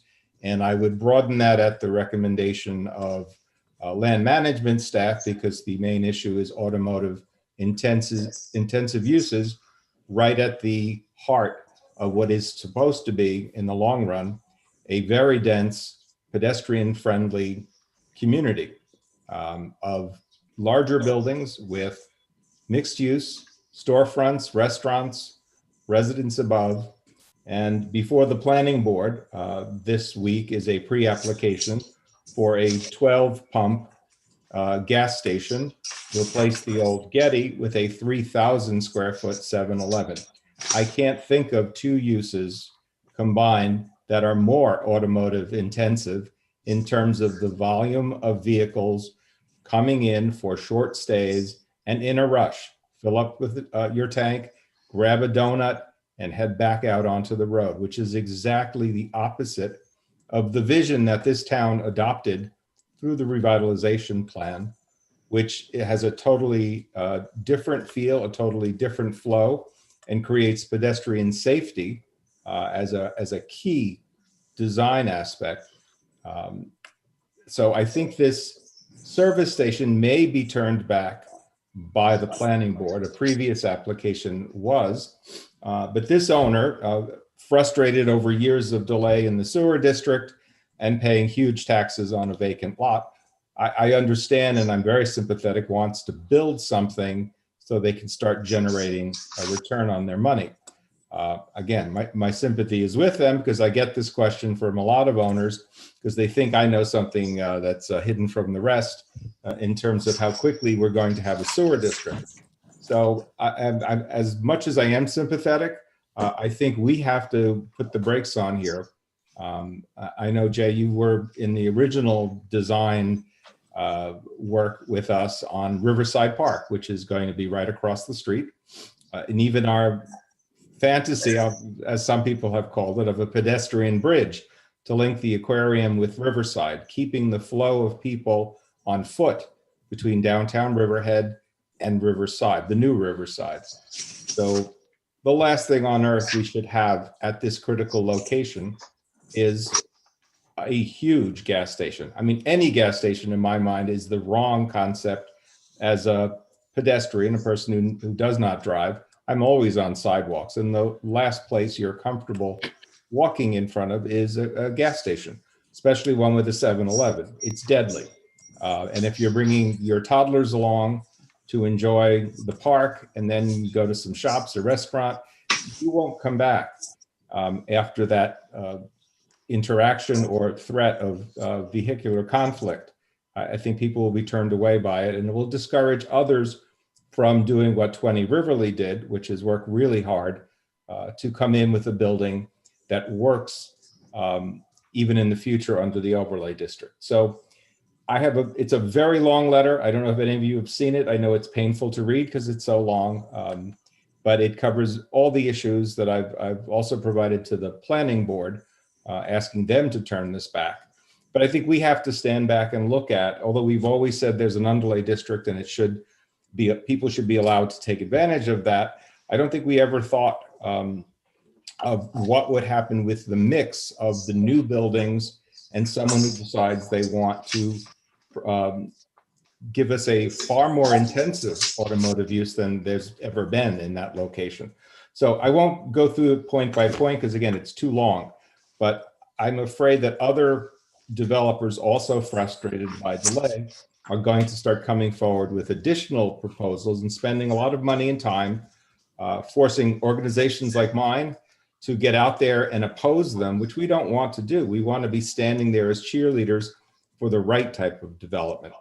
So I ask you to consider a moratorium, give the staff some time to think of how we can do this while still respecting property rights, and understanding how much people are suffering with taxes on vacant lots they can't develop because there is no sewer. And lastly, if I have one more second to say this, I think property owners like this could be incentivized to do what 20 Riverly did, which was build some capacity that will be finished when the sewer district comes in, or he can expand his building later. So he's making money now, will make more money later. That's terrific. I don't know what all those options could be. I think of sewer credits, requiring a site plan or an applicant to connect to the sewer when it's put into place, so they don't have the option to avoid it and not contribute to the overall plan. But in closing, I just really want us all to think about what Riverside would be like with automotive intensive uses like gas stations. It would frustrate more than a decade of effort. I know some of you have been working on this with me and staff for well over a decade. And we have something now. It's something we want, and the community supports it. I think we ought to move forward with it and send the message out. Don't submit these type of conflicting proposals. They won't be considered. So that is our ask this evening. I know it's a big one. Nobody likes moratoriums on development. I don't like them either, but I don't know what else to suggest to guarantee that this won't happen to the redevelopment plan we all really love. Vince, can I just ask you just a couple quick questions? One, you mentioned the choice between the RAP zoning, which is more intensified, with the 3-story buildings and the wet uses, but all connected to the sewer system and the type of thing that we'd like to see, or they have a choice of the underlying zoning. What is the underlying zoning with the Getty Station? They're allowed, well, under the town's laws, even though this use has been shuttered for years because the old Getty Station failed more than a decade ago. But what is the zoning there? It allows the gas station. It does not allow a 7-Eleven. So they would be required to get a variance from the ZBA in order to have what, by the way, was turned down, an application that was turned down by the other gas station that's already there when they asked to build a big convenience store. So so they would need a variance to open the 7-Eleven, a use variance? It's not use fair. I think it's the gas station is permitted use. The convenience store, they have to show that it's an accessory to the gas station. Right? That's correct, Vince? Yes, so a small mini mart, which is what you have across the street. You can run in and get a bottled water or something, a coffee. They may have a problem with that on this particular because of how we all know 7-Eleven. It's not, the 7-Eleven in this situation is usually considered as the primary use.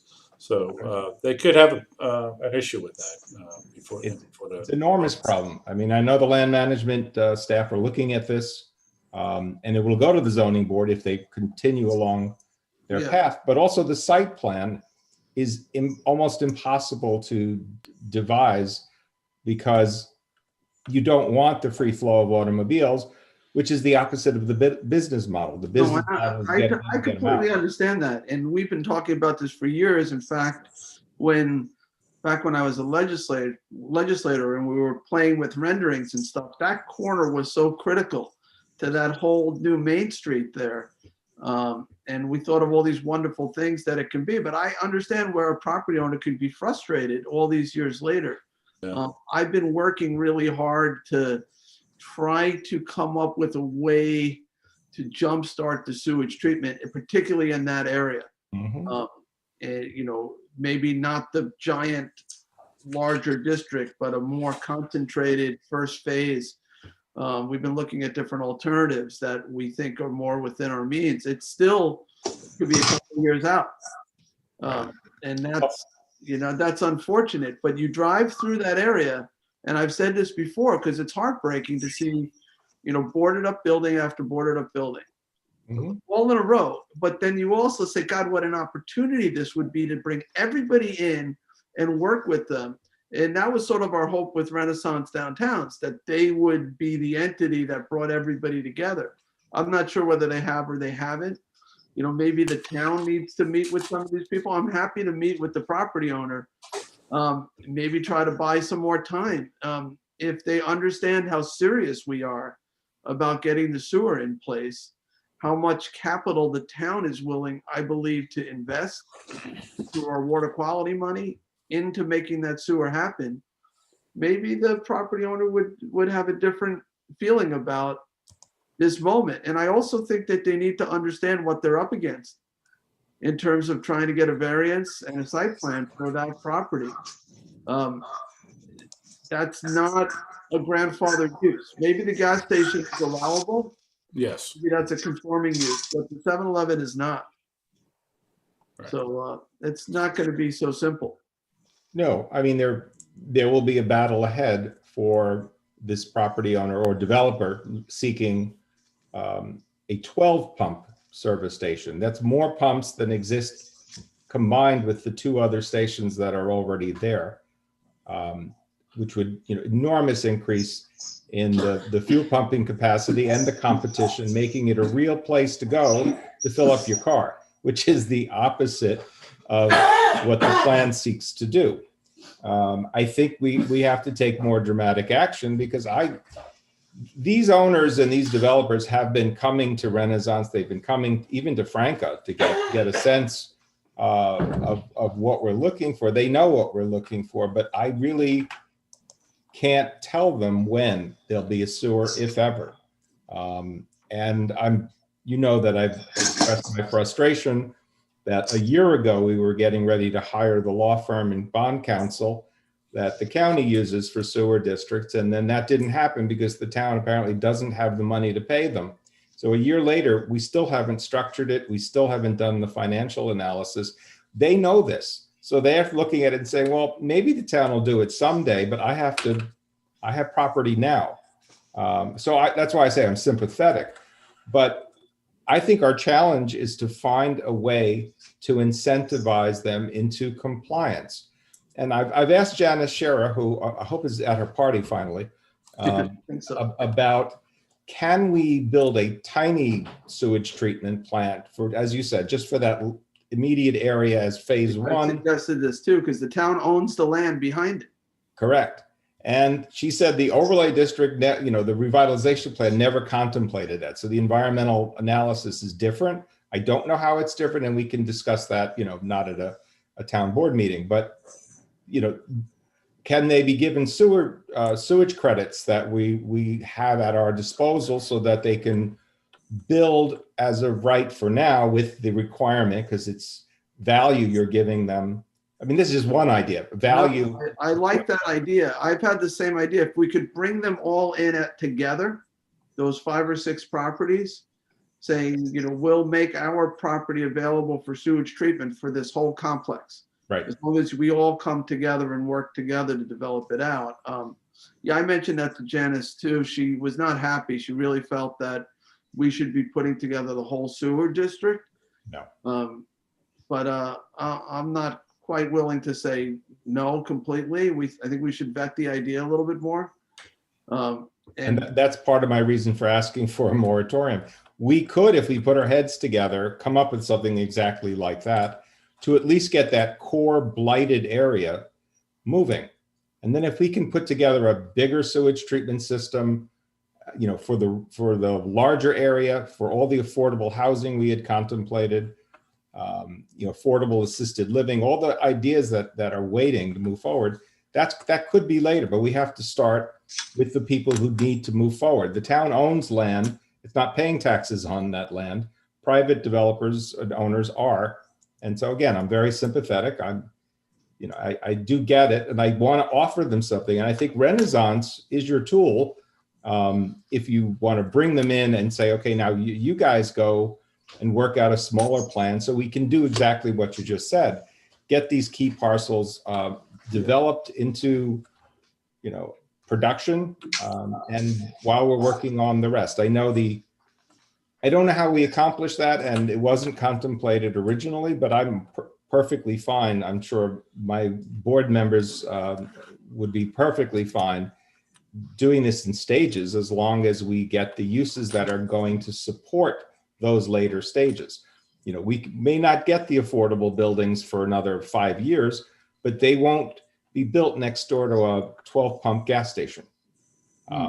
And, you know, Yeah, that's it's like an opportunity lost, unfortunately. it. Yeah.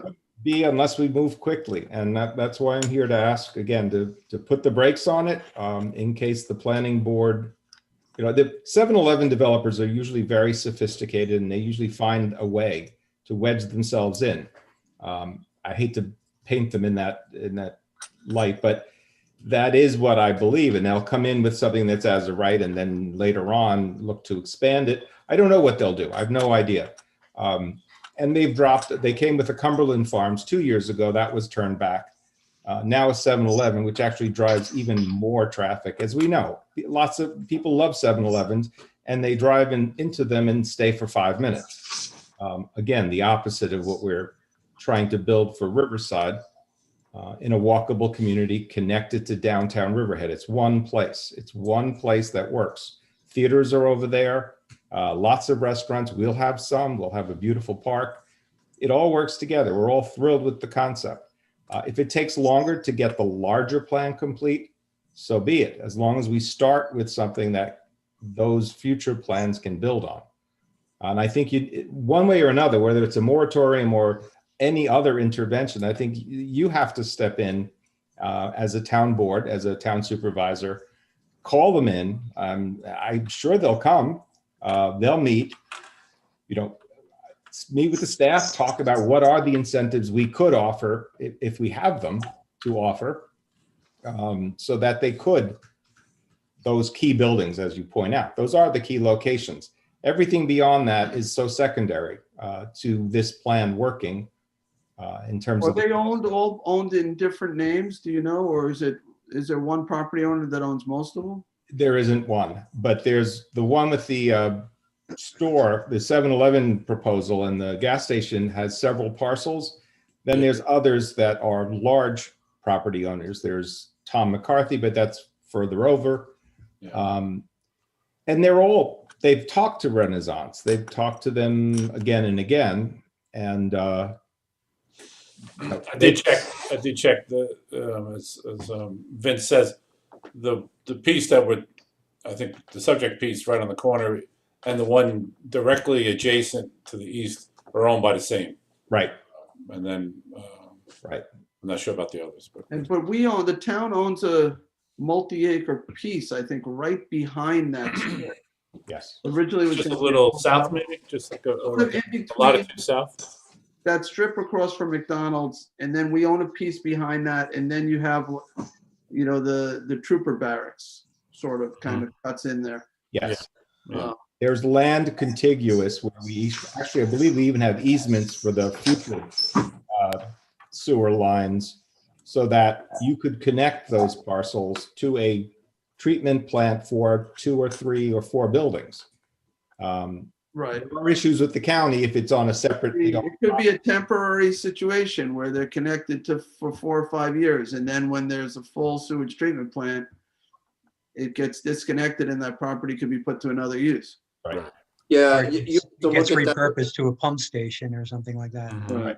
Yeah. But you have to look at that carefully, Vince, Sure. The infrastructure cost on hooking that up on lower flow rates to a system. So, I can understand why Janice would be hesitant about doing that. I like your idea. I think if we could get together with Renaissance, and I think that we could solve that problem maybe in a different way, but put our heads together to do that.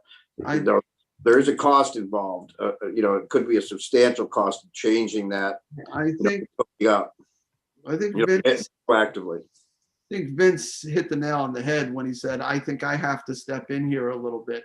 I'm not sure Renaissance is going to make this happen. And I think that I probably need to use my office a little bit to bring everybody in and see what we can work out.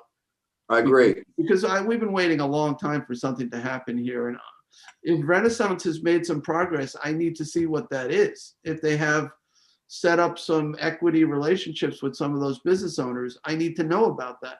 Sure. But other than that, we need to see something move forward here. And it's not happening. And maybe there's a way, or maybe we can get them to wait while we really aggressively pursue the larger sewage treatment plant. But maybe there is this interim measure that we can do. So I'm as frustrated as you are, maybe not as frustrated as Vince. He lives in this community and he's been fighting for this for so long. But every time I drive by there, I go, come on, we've got to make something happen here. So Vince, I'm happy to take a leadership role here. Let's let's put together a list of all those property owners. We'll call a meeting. We'll see if we can get them to sit at the table. And I don't know if it's going to stop the 7-Eleven, but we can at least try to provide another pathway within a reasonable amount of time for, I think, a much greater return for these property owners. Right. Well, I would appreciate the effort. I'm sure Ryan Porter and Sean McLean would be happy to have a strategy conversation with you, and then, you know, maybe come up with more ideas than I have, because I don't, you know, the one idea I had, I think, is a great idea, but, you know, there's probably 10 times better ideas out there that I'm not aware of. So let them, they're the real estate developers, let them come up with a way to make something move forward. We have a lot of land, and the land is really the critical part of, you know, where do we put that sewage treatment, even on an interim basis for 10 years. So yes, I would greatly appreciate an intervention. I think that might help also with the owners who've had no contact from the town. I don't know what their discussions have been. I've been part of those discussions with Renaissance, but I think they're very discouraged about the sewer district, and so they're looking at what options are out there now. And I understand that. They're not the villains, but their proposal currently, my community has to turn around and do everything it can to fight against a developer. We don't want to be in that position. We want to be helping them, as we did with 20 Riverly, to do something that makes money for them. And let's, Vince, if you want to, take a call in the morning, we can talk a little bit more about this and figure out how to move this forward. Okay. I'd be happy to. Thank you. And thank you all for listening. Thanks, Vince. That's good. Okay. We'll be in touch. All right, Charles. Lorraine is on the line. Lorraine, you want to bring her in? Hi. Sorry, I don't have my camera on. Doesn't have this computer doesn't have one, but I'm happy you get to look at that very nice picture of me. It's the best picture that was ever taken of me in my whole life. I just want to, I'm Lorraine Pacelio from Bayview Pines Civic Association. I'm the vice president, and the executive board had also discussed what Vince has been talking about, and we support Vince in his comments or his letter that asking that the 7-Eleven be denied, and a 12 pump gas station, certainly not what's needed there. And that would be the third 7-Eleven within a 2-mile radius. Gas station already at the circle, several down the route on 24. So we agree with Vince. That's all I wanted to say. Thank you. There's one on West Main Street in Riverhead now too, just opened up. That's right. Oh yeah? Yeah. Down by Snowflake Ice Cream. Really? Oh no, yeah, much closer. One right. Closer, yeah. Yeah, one right in downtown now. Yeah. Oh really? Yeah. Yeah, just west, over by Spicy's, in that area. Wow, that is very close. It is. Okay. Thank you, Lorraine. Thank you. All right, Charles. Anybody else who wants to be heard? I see no other hands. All right, if you want to be heard, let us know now. I'll give you another couple seconds to click the raise your hand icon. No hands.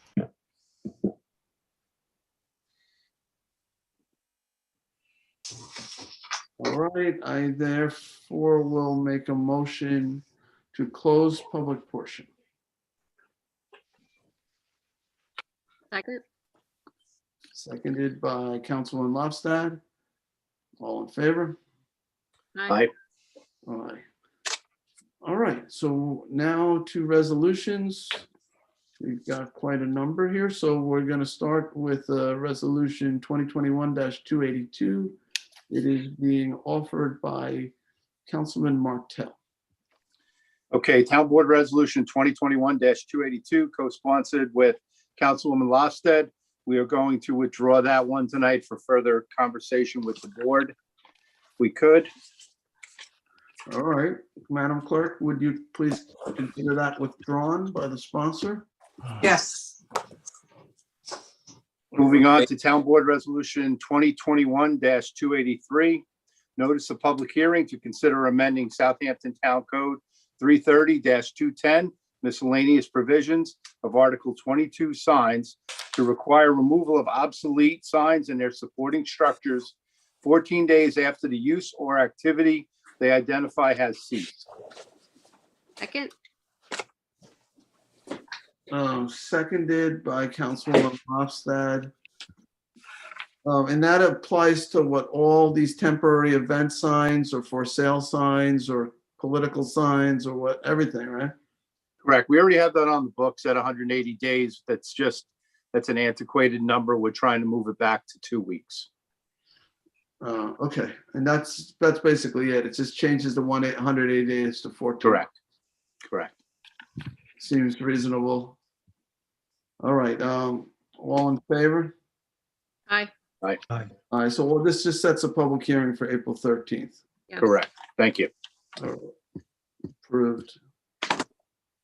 All right, 294 of 2021 authorizes the supervisor to sign a cable television auditing agreement with Troy and Banks LLC. Second. So I guess we're gonna look at our franchise fee and make sure we're getting what we're supposed to. Who's the second there? Rick's cat. By Councilwoman Lofstad. All in favor? Aye. Aye. Aye. Approved. Cat's on the wall. Waving. Town Board Resolution 295 of 2021, authorize the online purchase of Zendex for its technical support ticketing. Second. Seconded by Councilman Bouvier. All in favor? Aye. Aye. Approved. Town Board Resolution 2021-296, authorize the supervisor to sign 2021 extension with Zadramir Ice Cream for mobile concessions for the 2020 summer season for Flying Point Beach, Pikes Beach, Foster Memorial Beach, and Sag Main Beach. Second. Seconded by Councilman Bouvier. It's nice to be thinking about the summer and It ice is. cream and beaches. All in favor? Aye. Aye. Approved. Actually, we had such a beautiful day today. It felt almost like summer. Yeah, indeed. All right, 297 of 2021 authorized the supervisor to enter into a contract with town archaeologist Joanne McLean for the preparation of a Phase 1A archaeological survey. Second. Seconded by Councilman Bouvier. Just so you guys are aware, this is we had talked about the moratorium area and areas around there, and under the moratorium, people have to come in and do what's called Phase 1A and then Phase 1B. Phase 1A is largely a literature search. It's kind of a review of what's known about the area. This will serve as the Stage 1A for everyone. And they'll just have to do Stage 1B. It'll reduce the archaeology costs for those who are in and around those areas. All right, so we had a second by Councilman Bouvier. All in favor? Aye. Aye. Approved. Town Board Resolution 298 of 2021, authorize the supervisor to execute a 2021 facility use agreement and any other related documents necessary with St. Rosalie's Roman Catholic Church for space located within the church to meet with the residents of the town of Southampton to discuss their tax concerns. Second. Seconded by Councilman Martell. All in favor? Aye. Approved. Town Board Resolution 299 of 2021 authorizes supervisor to execute a 2022 contract extension with Seneca Pavement Markings Incorporated to furnish and install pavement marking on various town roads. Seconded by Councilman Martell. All in favor? Aye. Aye. Approved. Town Board Resolution 2021-300 authorizes the supervisor to execute parks and recreation agreements for programs. Second. Seconded by Councilman Bouvier. It's nice to see programs coming back. This is like a basketball camp type of thing. So slowly we're getting back to something closer to normal, right? All right, we'll get there. Get vaccinated. All in favor? Aye. Aye. Approved. Town Board Resolution 301 of 2021 authorizes supervisor to renew the town's management agreement with Max Vault LLC, NKA Printer Logic Incorporated, document management software. NKA, I guess, is now known as, Also now known as, will be known as. seconded by the councilman still known as John Bouvier. All in favor? Aye. Aye. Approved. Town Board Resolution 2021-302 authorizes the supervisor to sign a new 5-year agreement with Briscoe Protective, formerly known as Bell Ringer, for 72 Dune Road, Tiana Beach, and fire alarm. Second. Seconded by Councilman Scavone. All in favor? Aye. Aye. Approved. Town Board Resolution 2021-303 authorizes the supervisor to sign a new 5-year agreement with Briscoe Protective, formerly known as Bell Ringer, for 89 Dune Road, Tiana Bayside. Second. Seconded by Councilman Bouvier. All in favor? Aye. Aye. Approved. Town Board Resolution 2021-304 authorizes the supervisor to sign a new 5-year agreement with Briscoe Protective, formerly known as Bell Ringer, for 62 Red Creek Road for activity center, ranger station, storage, and dining areas. Second. Seconded by Councilwoman Lofstad. All in favor? Aye. Aye. Approved. Town Board Resolution 305 of 2021 authorizes the supervisor to sign an amendment with Electronics Systems for monthly monitoring of the alarm system contained at all plants located in the Hampton Bays Water District. Second. Seconded by Councilman Martell. All in favor? Aye. Aye. Approved. Town Board Resolution 306 of 2021 authorizes the supervisor to sign an amendment with Pedal Share for bike share programs in Southampton. Second. Seconded by Councilman Bouvier. This would allow pedal share in any area that we designate? Yes, with your signature. Okay. It- Yeah, I mean, They did a great job last year, so. yeah, they've shown themselves to be quite capable. I know we didn't initially put them in. Are we done with the contract, the county people? Is that done? That was a 1-year thing. Well, Pedal Share now. Oh, go ahead, Councilman. No, go ahead. Well, Pedal Share has the contract with the county now. It got moved over to Pedal Share because Zagster is no longer. Okay. So, and with this, we are looking at other areas to put pedal share stations. We're talking with the Village of Sag Harbor, Mashashamuett Park, and some other locations in the eastern portion of the town. And we're going to have a work session on it, so to give you more information when we have it. Okay. So this will authorize me to add locations as necessary. I obviously will confer with you guys before doing that. Yes. So, okay, sounds good. We had a motion and a second. All in favor? Aye. Aye. Aye. Approved. It's nice to see a local company too growing, in the East End. 307 of 2021 authorizes the supervisor to sign a contract with Jones, Little and Company CPAs LLP for audit for the Flanders Northampton Volunteer Ambulance Company. Second. Seconded by Councilman Scavone. All in favor? Aye. Aye. Approved. Town Board Resolution 308 of 2021 authorized the supervisor to sign contract with Michael Aberman Associates Incorporated for reassessment services for the town of Southampton. Second. Seconded by Councilman Martell. All in favor? Aye. Aye. Approved. 2021-309 authorizes the town to participate in the Environmental Facilities Corporation's Clean Vessel Assistance Program Operation and Maintenance Project to support the Bay Constable's Pump Out Boat Program for 2021. Second. Seconded by Councilman Lofstad. All in favor? Aye. Approved.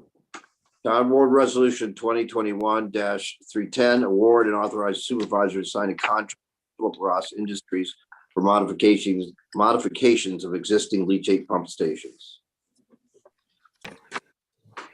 Seconded by Councilman Lofstad. All in favor? Aye. Approved. Town Board Resolution 2021-311, to award and authorize the supervisor to sign a contract with L.K. McLean Associates, P.C. for town hall masonry repairs, window replacement, and wood trim refurbishment. Second. Seconded by Councilman Martell. All in favor? Aye. Approved. Town Board Resolution 2021-312, recall and amend Town Board Resolution 2021-95, Human Resource Grants 2021. Second. Seconded by Councilman Bouvier. And on the motion? Yes, on the motion, Julia. So I touched on this last week at work session about the increases in mental health issues with our youth. And from August 2019 to August 2020, in our Northeast region area, age group 13 to 18, there was a 300% increase in intentional self-harm claims. Overdoses and substance abuse increased over 90%.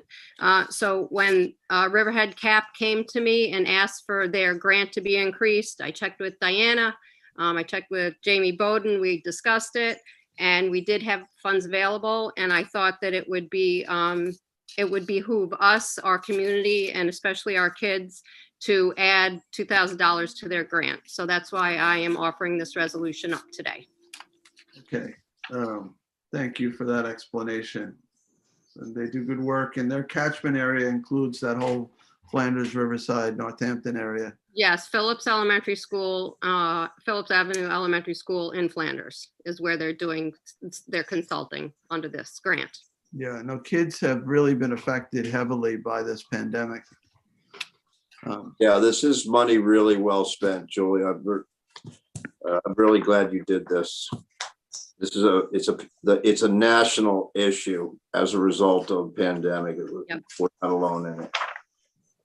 So thank you. You know, so much, there's been so much focus on the pandemic that we haven't focused enough on some of these other related issues, you know, like the mental health issues.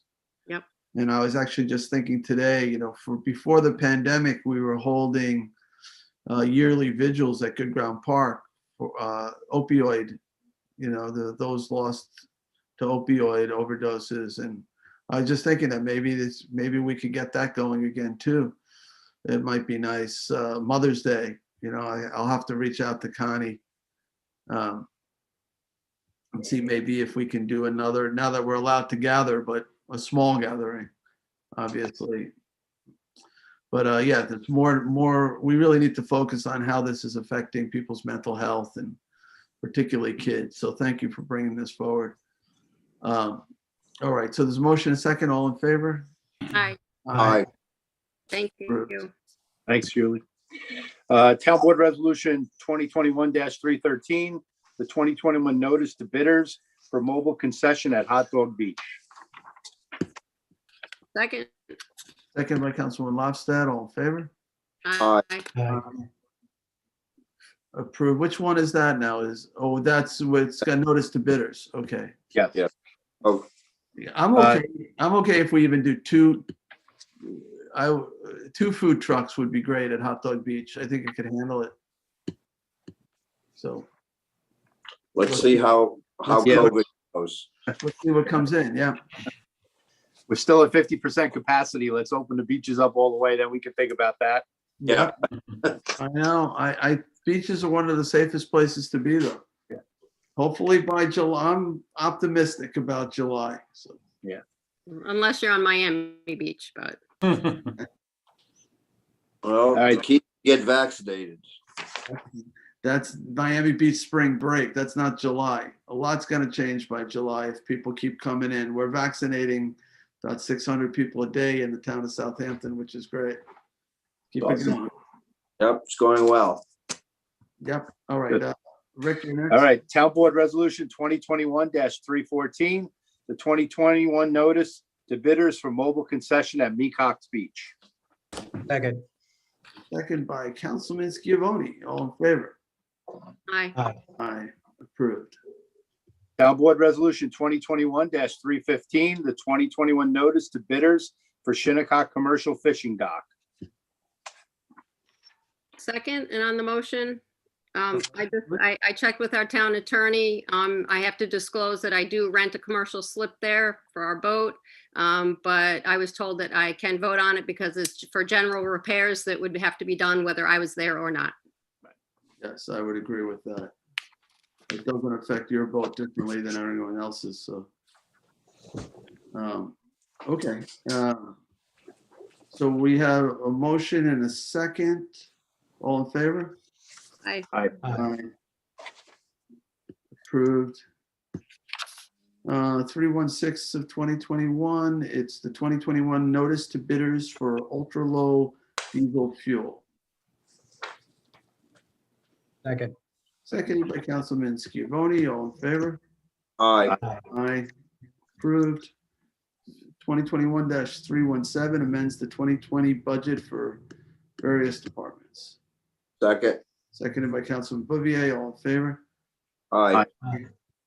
Approved. 2021-318 amends the 2020 through 2024 capital budget and adds capital project Damascus landfill. Second. Seconded by Councilman Bouvier, all in favor? Aye. Aye. Approved. 2021-319 amends the 2020 through 2024 capital budget and adds capital project FIP. Second. Seconded by Councilman Schiavone. All in favor? I, Aye. Aye. Approved. 2021-320 amends the 2020 through 2024 capital budget and adds capital project marina improvements. Second. Seconded by Councilman Bouvier. All in favor? I, Aye. Approved. Aye. 2021-321 amends the 2021 adopted budget for the Controller's Office. Second. Second. Seconded by Councilman Bouvier. All in favor? Aye. Aye.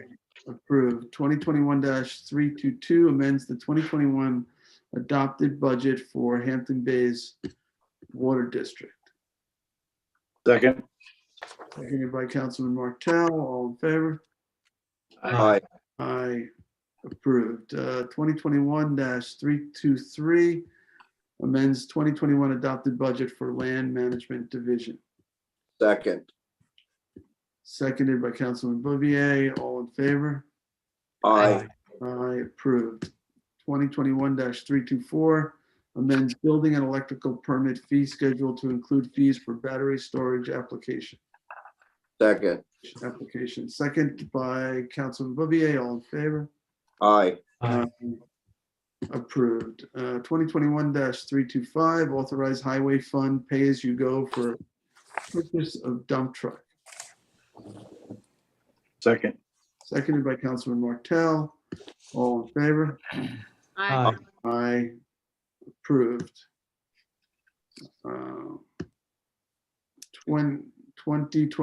2021-326 appoints 2021 Citizen Advisory Committee members. This is for Bridgehampton, East Quogue, Hampton Bays, North Sea, Noyak, Southampton, Tuckahoe, Shinnecock Hills, Watermill, West Hampton, Spionk, Remsenburg, Eastport, Quogue, and it's a whole list of volunteers. Supervisor, I understood there was an amendment on this, There may be, I think you may be on right. names and spelling or something. Hold on, because I think you're right. Amendment 2021-326, amend names. Yeah, it's on the add-ons. It's on the, Yeah, I'm looking at it right now. So I don't, do we substitute this? I think that's what because we have it added on for the. Oh, I see, no, I see the changes. All right, let's just do it as an amendment. It's not that much. It's Myron Holtz is being added as an 11th member of North Sea. There are 2 names being deleted. All right, let me just read these changes. Very simple. So let me withdraw my motion to approve. Let me make a motion to amend to add Myron Holtz as the 11th member of the North Sea CAC, to delete on the Watermill CAC, Joseph Krajewski and Tony Maloney. That's the number 4 and 7 there. And to add Paul Griffin and Karen Sutton. So we'll say Paul will be number 4 and Karen will be number 7. All right, so we don't have to change the numberings. And that's the only changes. Yep, that's it. Does everybody understand that? All right, so I'll make a motion to, make a motion to amend with those changes.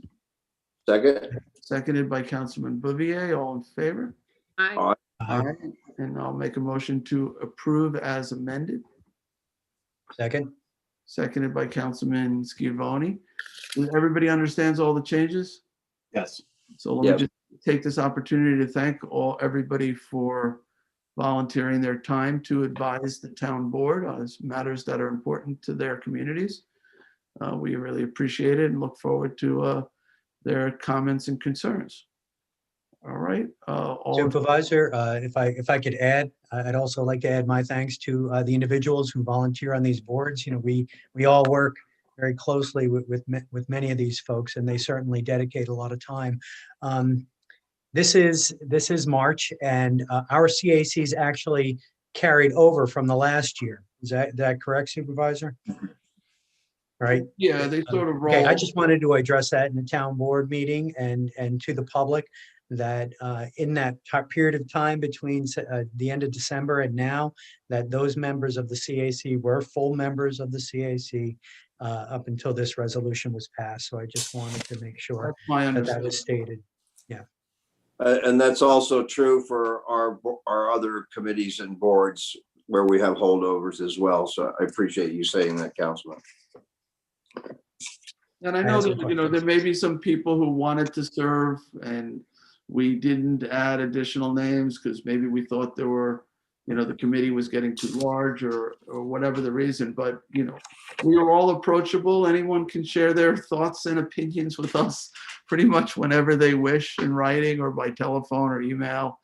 So, and these CAC meetings, we do want, even if you're not a member, we really want you to be able to attend and to participate too. I think that's important, that there's some public time when somebody can come to a CAC meeting, and if they have a question or want to raise a concern, they really should be part of the process. They shouldn't be told, oh, you're not allowed to speak. So maybe not to vote if they're voting on something, but they should be able to be heard. So, we just have to talk with our CAC chair peoples and make sure that they're running it in a way that is conducive to public input. And, I think it's also important that these CACs aren't the end all be all. I mean, they're really supposed to do outreach to the community. They're supposed to give us a sense of how the community feels about certain things that are being proposed, matters in front of the town board. And to do that, you really do need to get out there in the community and listen to what people have to say. So we hope that the CACs will not just reflect the members' viewpoints, but other viewpoints from within the community. Okay, with that, did we vote? We haven't voted yet, right? Did I vote? Did we vote? You're muted, Sunday. We voted on the amendment. Please, that would be great. We didn't, we voted on the amendment, or so now I'm gonna, You did a vote on the amendment, yes. all right, so I'll make a motion to approve as amended. And I seconded it. Yes, you did. Second- Mhm. Seconded it for a second time, right? So all in favor? Aye. Thank you. Now we, Time. Now you voted. all right. All right, so back to the agenda, which I have to find. Page 41, 327. Here we go.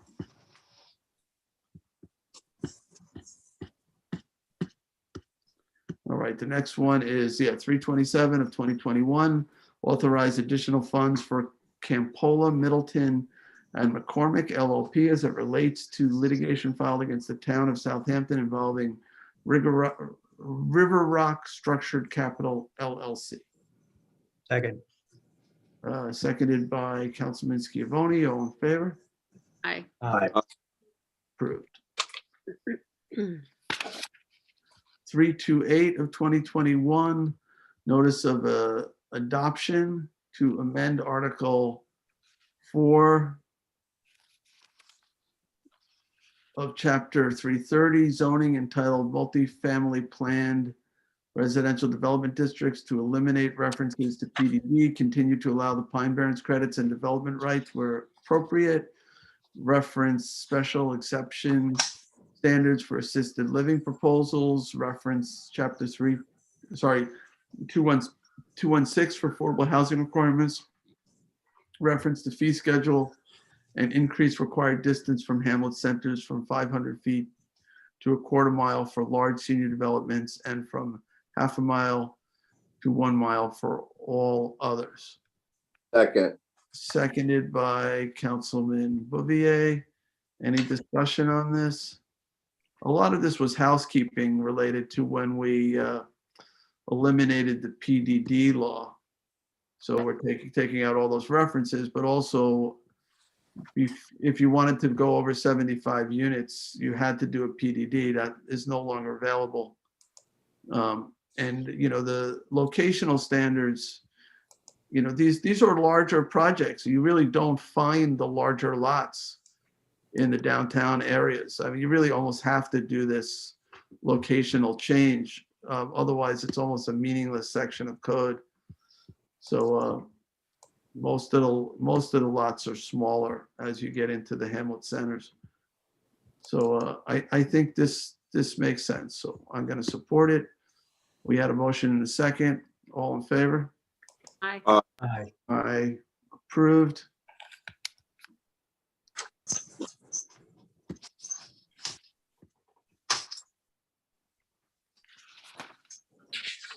And that brings us all the way to page, 56.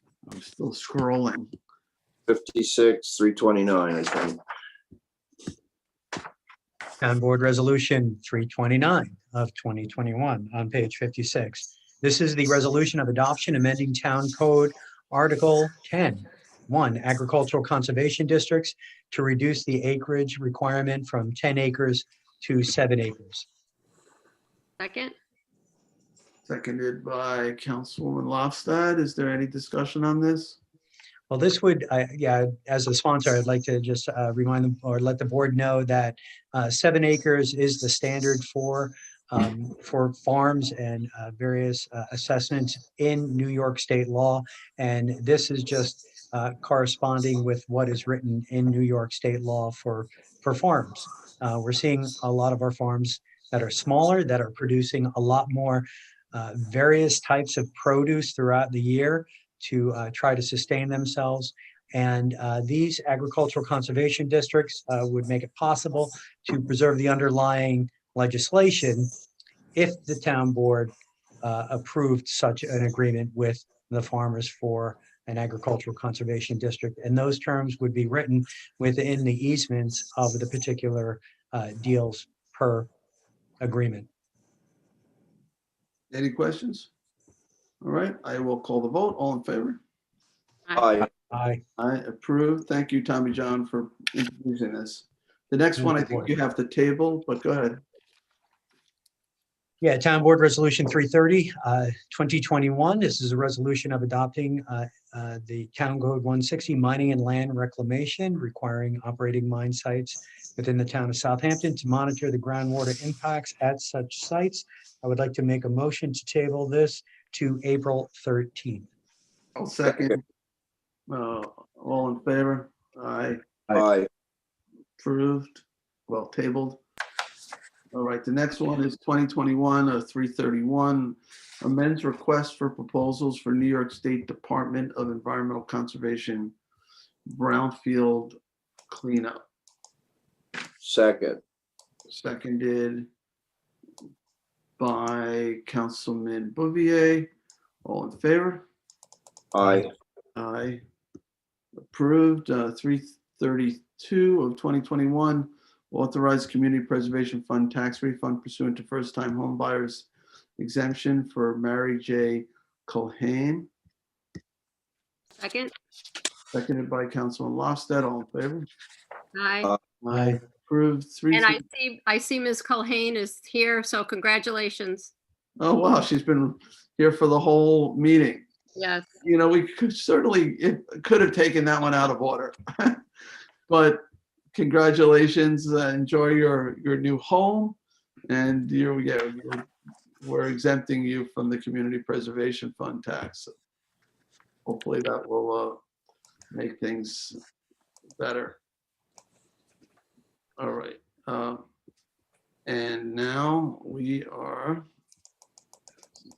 I jump screens and then I lose my place. I think we're at 333. Correct. All right, 333 of 2021, co-sponsored with Councilman Bouvier. Authorized funding for Peconic Estuary Partnership from 2021 Community Preservation Fund water quality monies. And Second. Seconded by Councilman Bouvier. And we are providing, $206,850. That's correct. Which is a proportionate share of what the match is, right? Correct. For the community, and that was enabled by.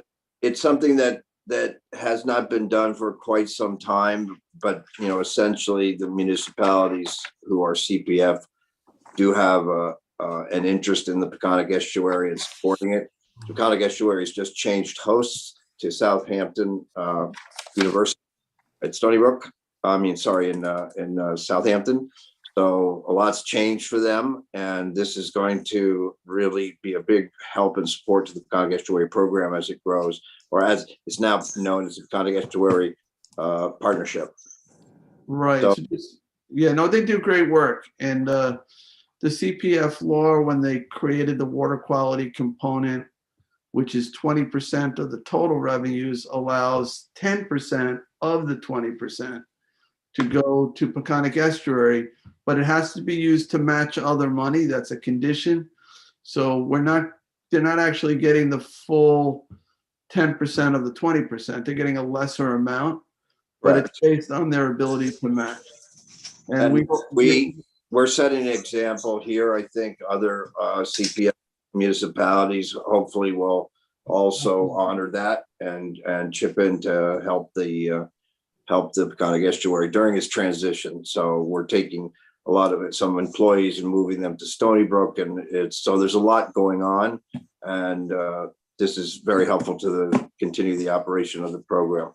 And this is actually the first time since this has been authorized that we're actually taking water quality money and providing it to the Peconic Estuary program. So yes, in the future, it might be a little bit higher. It really depends on their ability to secure the match. So it's sort of used as leverage. So it Well, I could have, yeah, it could have been quite a bit higher than what we're providing them. It's proportionate right now for what is needed. And, you know, if you don't make a sound right now, I think you probably hear a lot of clapping and screaming over at the PEP office. It's needed, and it's very helpful to continue those programs. And what they provide us as a government is a lot that we probably don't realize. A lot of information on nitrogen mitigation, a lot of monitoring programs, a lot of data that we need to help to inform our elected officials when they're making decisions. So it's a critical resource for us and used a lot. A lot of the data that we just take for granted, a lot of that comes from the Peconic Estuary Partnership. So, right. You serve on the Management and Stewardship Committee there? I do. I serve on the Management Committee and the Government Committee. Excellent. All right. Peconic Estuary, of course, is the uniting factor between the 5 East End towns who all touch the Peconic Estuary. I mean, growing up here, that was a major economic engine of the East End. And I know, we still have baymen who fish the Peconic Estuary. And I am hoping that in our lifetime, it comes back as strong as it was years ago. So And that's part of what they do, Tommy John, with the scallop parasite problem and, the bad crop that they had this year, all the research is going into that to help inform how we're going to remediate is really, really critical. So there's such a long list. I could talk about it for hours, but I won't. Well, it's a federally designated estuary of critical importance. Yes, it is. You're welcome. All right, so let's stop talking so we can hear in the distance the cheering. So I'll call the vote. All in favor? Aye. Aye. Approved.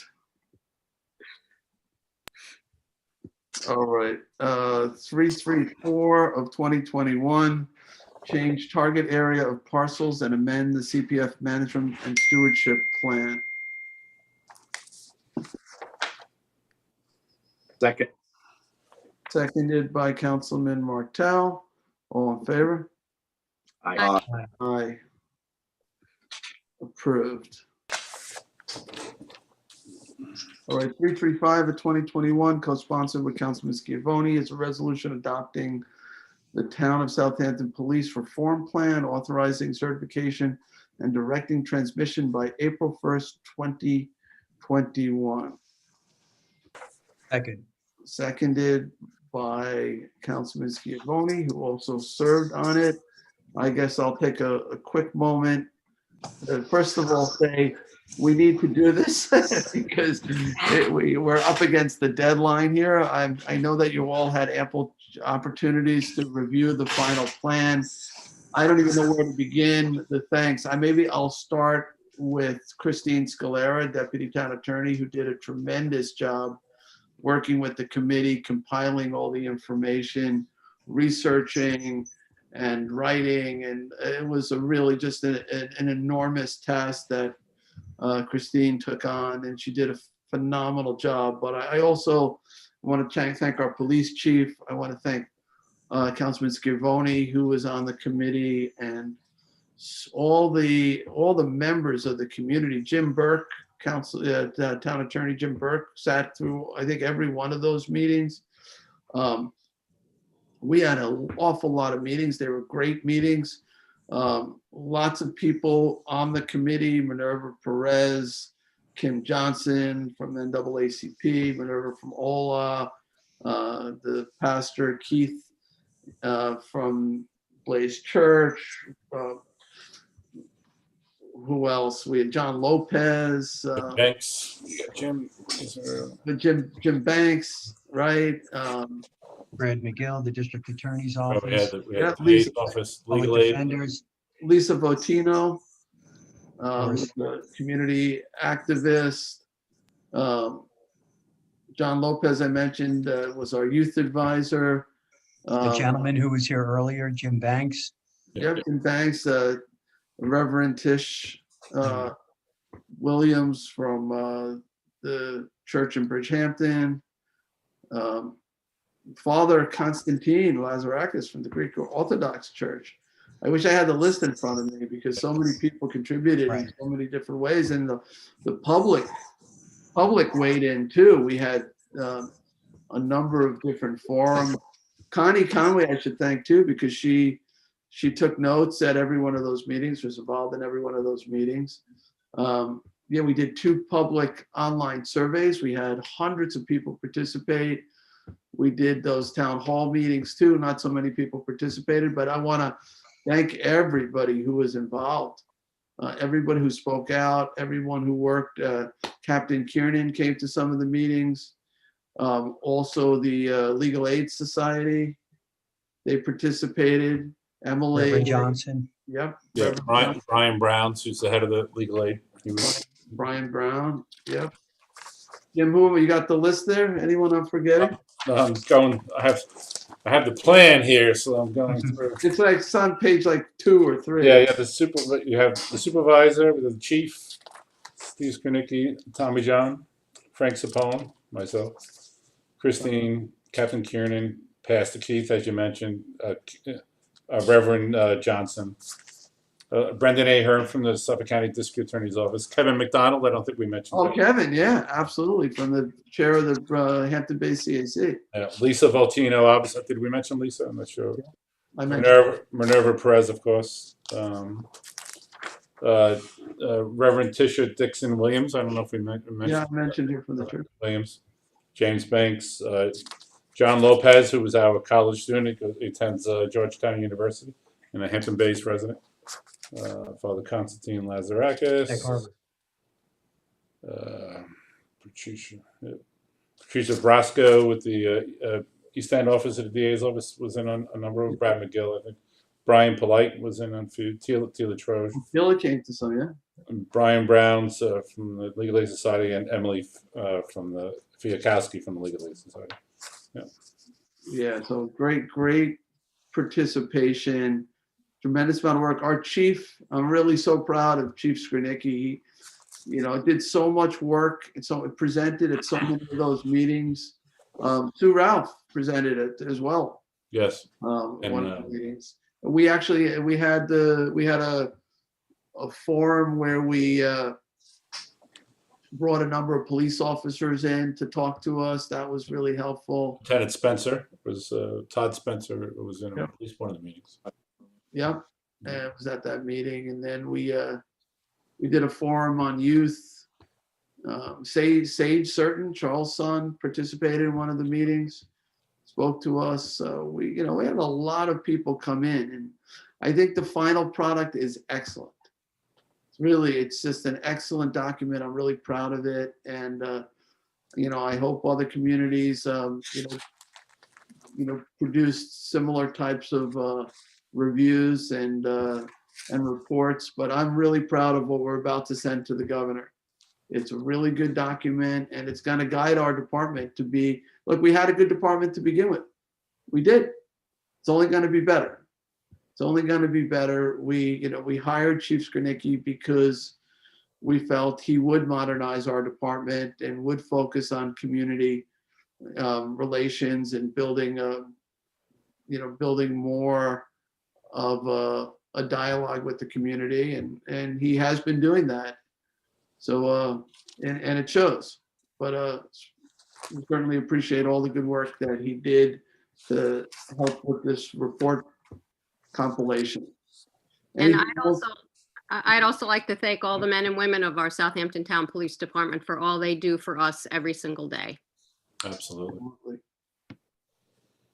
This was a process that we started back in August, so we really took time on this. It was, as you know, Jay, and everyone here, this was something that we met several times a month over 8 months and put this document together. There was certainly an expressed desire to continue this in some form, and I think the board should consider that seriously. Perhaps some kind of group in conjunction with the police is in order here. But it is a good document, and looking at well, comparing to some of the other municipalities, I'm proud of the one that we are setting up and the work that we put behind it with members of our community and police force. Yeah, we certainly didn't brush this aside. We took the matter very seriously. The governor asked us to conduct a review of our police practices and policies, and we didn't hand him a one-page sheet and say, here, we're done.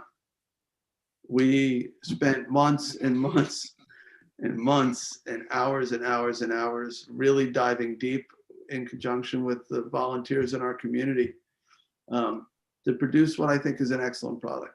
So We have a chief and a department that was willing to listen and be receptive, and I think we're very fortunate in that way that we have.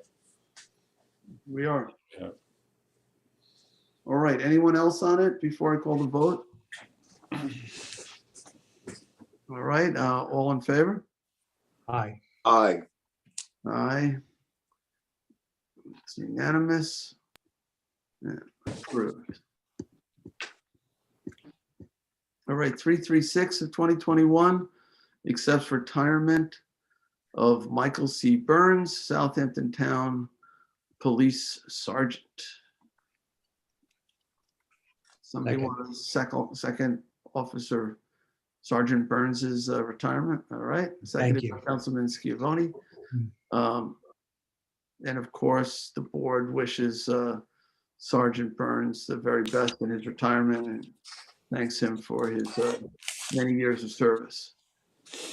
All in favor? Aye. Aye. Aye, approved. Next is 337 of 2021 appoints Andreas Letkovsky to building plans examiner position in the building department. Second. Seconded by Councilman Bouvier. All in favor? Aye. Aye. Aye. Approved. Congratulations to Andreas. 338 of 2021 appoints Corey Werner to heavy equipment operator position in waste management. Second. Seconded by Councilman Bouvier. All in favor? Aye. Aye. Approved. Congratulations to Mr. Werner. 339 of 2021 appoints Daryl Baumer Jr. to Assistant Town Parks Director position in Parks and Recreation. Second. That's great. I didn't meet this person. but- Kristen needs somebody helping her. She's done a tremendous job.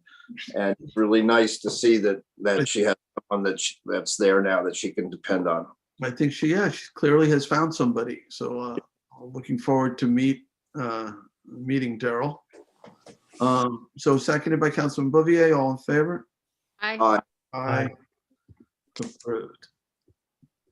340 of 2021. Promote police officer John Barini to rank of sergeant in Southampton Town Police Department. Second. I guess that's in place of that retirement. Seconded by Councilman Schiavone. This obviously is the recommendation of Chief Skrinicki to promote John Barini to a administrative post as sergeant. All in favor? Aye. Aye. Aye, approved, and congratulations to soon to be Sergeant Barini. And the next one is 341 of 2021, authorize the hiring of Jessica Mendola, police officer, starting police officer. Second? Seconded by Councilwoman Lofstad. All in favor? Aye. Aye. Aye. Approved. I've heard good things about Officer Mendola from the police chief, so she'll be sworn in soon. That was approved. 342 of 2021, authorized hiring of Luis Campos, police officer, Spanish speaking, be a starting officer as well. I've also heard excellent things from the chief about this person who I think is right, has been a part-timer with us, become a full-time police officer. Another bilingual officer as well. All right, do we have a second? Seconded by Councilman Scavone. All in favor? Aye. Aye. Approved. 343 of 2021 ratifies memorandum of agreement and authorized supervisor to execute PBA agreement. Second. Seconded by Councilman Schiavone. This will extend the current contract without changes to end in 2023, December 31st of 2023. It will need to be ratified by the union as well. All in favor? Aye. Aye, approved. Next one, 344 of 2021 ratifies memorandum of agreement and authorized supervisor to execute the SOA agreement. Second. And this also seconded by Councilman Lofstad. It'll extend the current contract, no changes to December 31st of 2023. All in favor? Aye. Aye, approved. And did we already, where's the CSEA one? Did we already do that one?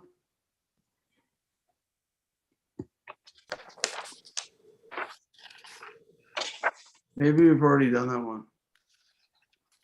Not seeing it here.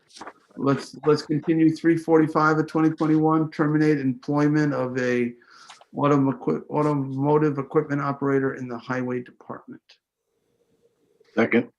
Seconded by Councilman Martell. All in favor? Aye. Aye, approved. And Tommy John, you're next. Town Board Resolution 346 of 2021, notice of public hearing for the consideration of one-year agricultural use agreements for 2021, 2022. Second. Seconded by Councilwoman Lofstad. All in favor? Aye. Aye, approved. Town Board Resolution 2021-347 is a notice of public hearing to consider amending Town Code Chapter 330 zoning, Section 183 site plan elements to I, address rainstorm retention, and 2, to require recycling containers on site plans within the town. Second. Seconded by Councilman Lofstad. All in favor? Aye. Aye. Approved. Town Board Resolution 2021-348 to recall and amend Resolution 2021-241 road review application for 1201 Noyak Road LLC Suffolk County tax map as indicated in the resolution. Situate North Sea is accepted. He's getting good at that. Yeah, you thought I was going to read that all out. Seconded by By Council- midnight tonight. There's a reason that they're last. Seconded by Councilman Martell. All in favor? Aye. Aye. Approved. Town Board Resolution 2021-349 road review application for John Diggins Suffolk County tax map as noted on the resolution. Situated North Sea is accepted. Second. Seconded by Councilman Lofstad. All in favor? Aye. Aye. Approved. Town Board Resolution 2021-350 road review application for Kathleen Miller Suffolk County tax map as noted in the resolution at North Sea is accepted. Second. I miss hearing you say all those 011-111-. Seconded by Councilman Scavone. All in favor? Aye. I'm being facetious. I don't miss it at all. Oh, yeah, because I was saving it for the last one. Don't do it. Town Board Resolution 2021-351 road review application for Kenneth and Patrick Spencer, Suffolk County tax map as indicated in the resolution. Situated in East Quogue is accepted. Second. Seconded by Councilman Lofstad. All in favor? Aye. Aye. Aye. Approved. All right, and to the walk-ons, there were 2. So 36216, authorize the supervisor to sign declaration as relates to 33 Ridge Road in Shinnecock Hills. Give me 1 second.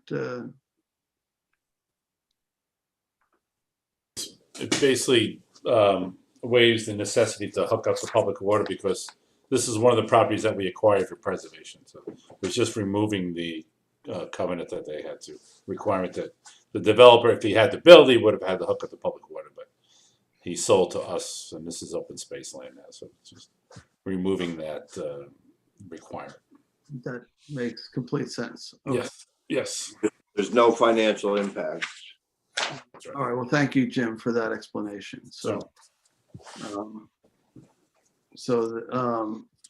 Was there a second? No, there was not. Second. All right, Councilman Scavone is now seconding. And I'll call the vote. All in favor? Aye. Aye, approved. And the last one of the evening, 36230 is warrant number 6, capital number 6, CPF number 6, payroll liability. Second. Seconded by Councilman Bouvier. All in favor? Aye. Aye, approved. I want to remind the board that we have now a daily testing facility, a daily vaccination site operating in the town of Southampton over at Stony Brook Southampton campus. Their appointments come and go, but go to the MI eligible website that the state maintains. And, we're hoping to get even more vaccines there. We want to go from 600 to about 1,000 a day, but it's been going very smoothly. And I just, I want to encourage everybody. I know some people are reluctant to get vaccinated. I got vaccinated. I get my second dose of the Moderna this weekend, and I can't wait. I'm really looking forward to it. And I had absolutely so far no symptoms whatsoever. It didn't hurt at all. In fact, I couldn't even feel the needle going into my arm. So she did such a good job. I'm like, did you do it? I felt it a couple hours later. It was a little sore, but that was it. Other than that, I've had no other effects. Hopefully the second shot of the Moderna, some people have a little reaction, but I just, has everybody here been vaccinated? Yes. Not you, Julie, not yet? Soon, I finally got an appointment. So in about a week and a half, I get to go. All right, Tommy John? First one. You got the first one. All right, well, tell your friends because we want to get, I know some people have some concerns. Do your research, but I hope you come down on the side of getting vaccinated because the more people we can get vaccinated, the faster we can get through this and get our lives back to normal. So, other than that, I have no other comments, no other business. Anybody else have any other business? I will make a motion then to adjourn. We'll second that. Seconded by Councilman Bouvier. All in favor? Aye. Aye. Aye. Good night,